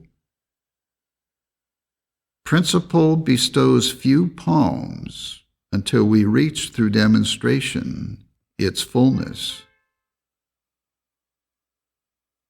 Love must triumph over hate, and truth and life over error and death, before the thorns are laid off for the crown of glory, and well done, good and faithful, bestows immortal honors. Our Master had realized and demonstrated the science of life when he was found talking with his disciples after the burial, and whom the rabbis had hoped to bury in a sepulchre, today is acknowledged God. And this God and this truth that Jesus taught and proved over 18 centuries ago, in days to come, will be understood. Soul triumphed over personal sense, and said to death, where is thy sting? And where thy victory, grave? But many who saw this phenomenon misconstrued it. His disciples even called him a spirit. But his reply was, Spirit hath not flesh and bones, as ye see me have. Jesus demonstrated man's unchanged condition after what we call death. Also, that spirit is not person or man. And to convince Thomas of this, he caused him to examine the prints of the nails and spear. He proved for time and eternity that death is but a belief of personal sense, because life is spirit, alias God, and God the immortality and soul of man. But those consenting to the martyrdom of a righteous man were only willing out of their wicked work to make a doctrinal platform for saving souls. His students, not sufficiently advanced to understand the lesson of that hour, performed not their wonderful healing until their Master reappeared and talked with them of its science, and at length rose out of their sight That is, his third demonstration was so beyond their understanding, we have no farther record of him to explain. Then received they the Holy Ghost. In other words, the fuller interpretation that science gives of God, and wrought after the example of their teacher, when they had no longer a person, but a principle to lean upon.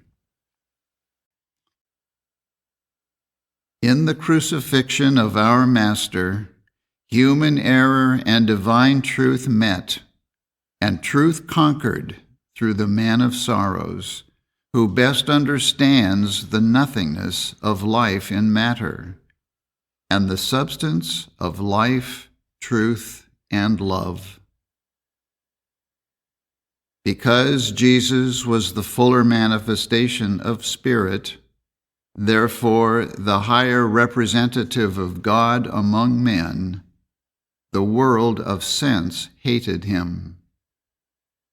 Fully comprehending this, he said to his disciples, "You hath it loved, but me hath it hated," proving that mortal man is not allied to life, truth, or love, that personal sense is the very opposite of soul in its attractions, joys, and sorrows. Herod and Pilate could lay aside old feuds to unite in putting to derision and death the best man on earth. They could take up common cause against the exponent of truth because they both secretly hated it and were united in their malice against him that upheld it. To get rid of Jesus and his accusing wisdom was the design of them both. Said the rabbi and Pharisee, "He stirreth up seditions. He maketh himself as God. He is a glutton and a winebibber. He casteth out devils through Beelzebub, and is the friend of sinners." The last was the only correct view taken of him. Because his life was nearer truth, he was more belied than all other men. And because he was the friend of sinners, he failed not to rebuke them pointedly and unflinchingly. Hence, they regarded him their strongest enemy. And so he was, the strongest foe to error, but the friend of man. Through demonstration, Jesus established the foundations of the science of life, controlled matter, and proved intelligence neither matter nor man, but the principle of man, able to hold and govern the body, and to destroy sin, sickness, and death. People's opinions of Jesus were the very opposite of the man. And mark you wisely what will be said today of the science he taught and its followers, and see if there be no resemblance between the reception it received in the past and that accorded it at present. We have few demonstrators today, in part even, of the great truth taught by Jesus. But we hesitate not to say it is the privilege and possibility of all Christians to follow his example and what they claim to do. But they must keep his first command to heal the sick, as proof they understand this example and the principle that healed. We see some amelioration of the stake and gibbet in this age, but the vengeance with which doctrines and beliefs pursue truth has not ceased in this century. When the science of being's purity confronts the impurity of sense, and humanitarianism lifts a voice above sectarianism, blows will fall liberally on science. Its true followers will be traduced and persecuted, and imposition and malice will smite their destroyer. Doctors in general will trample on it, insomuch as it heals the sick without drugs, and must ultimately destroy sickness, when their occupation will be gone. But shall we serve the old masters because truth has enemies and disturbs the tranquility of error?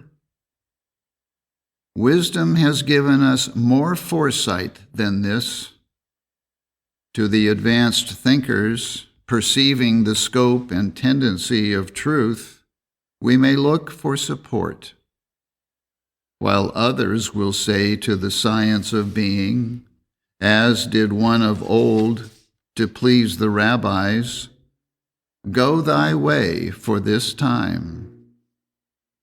The highest standpoint of being is its science, but opinions, doctrines, and beliefs afford no demonstrable principle to reach it and enable man to work out his own salvation.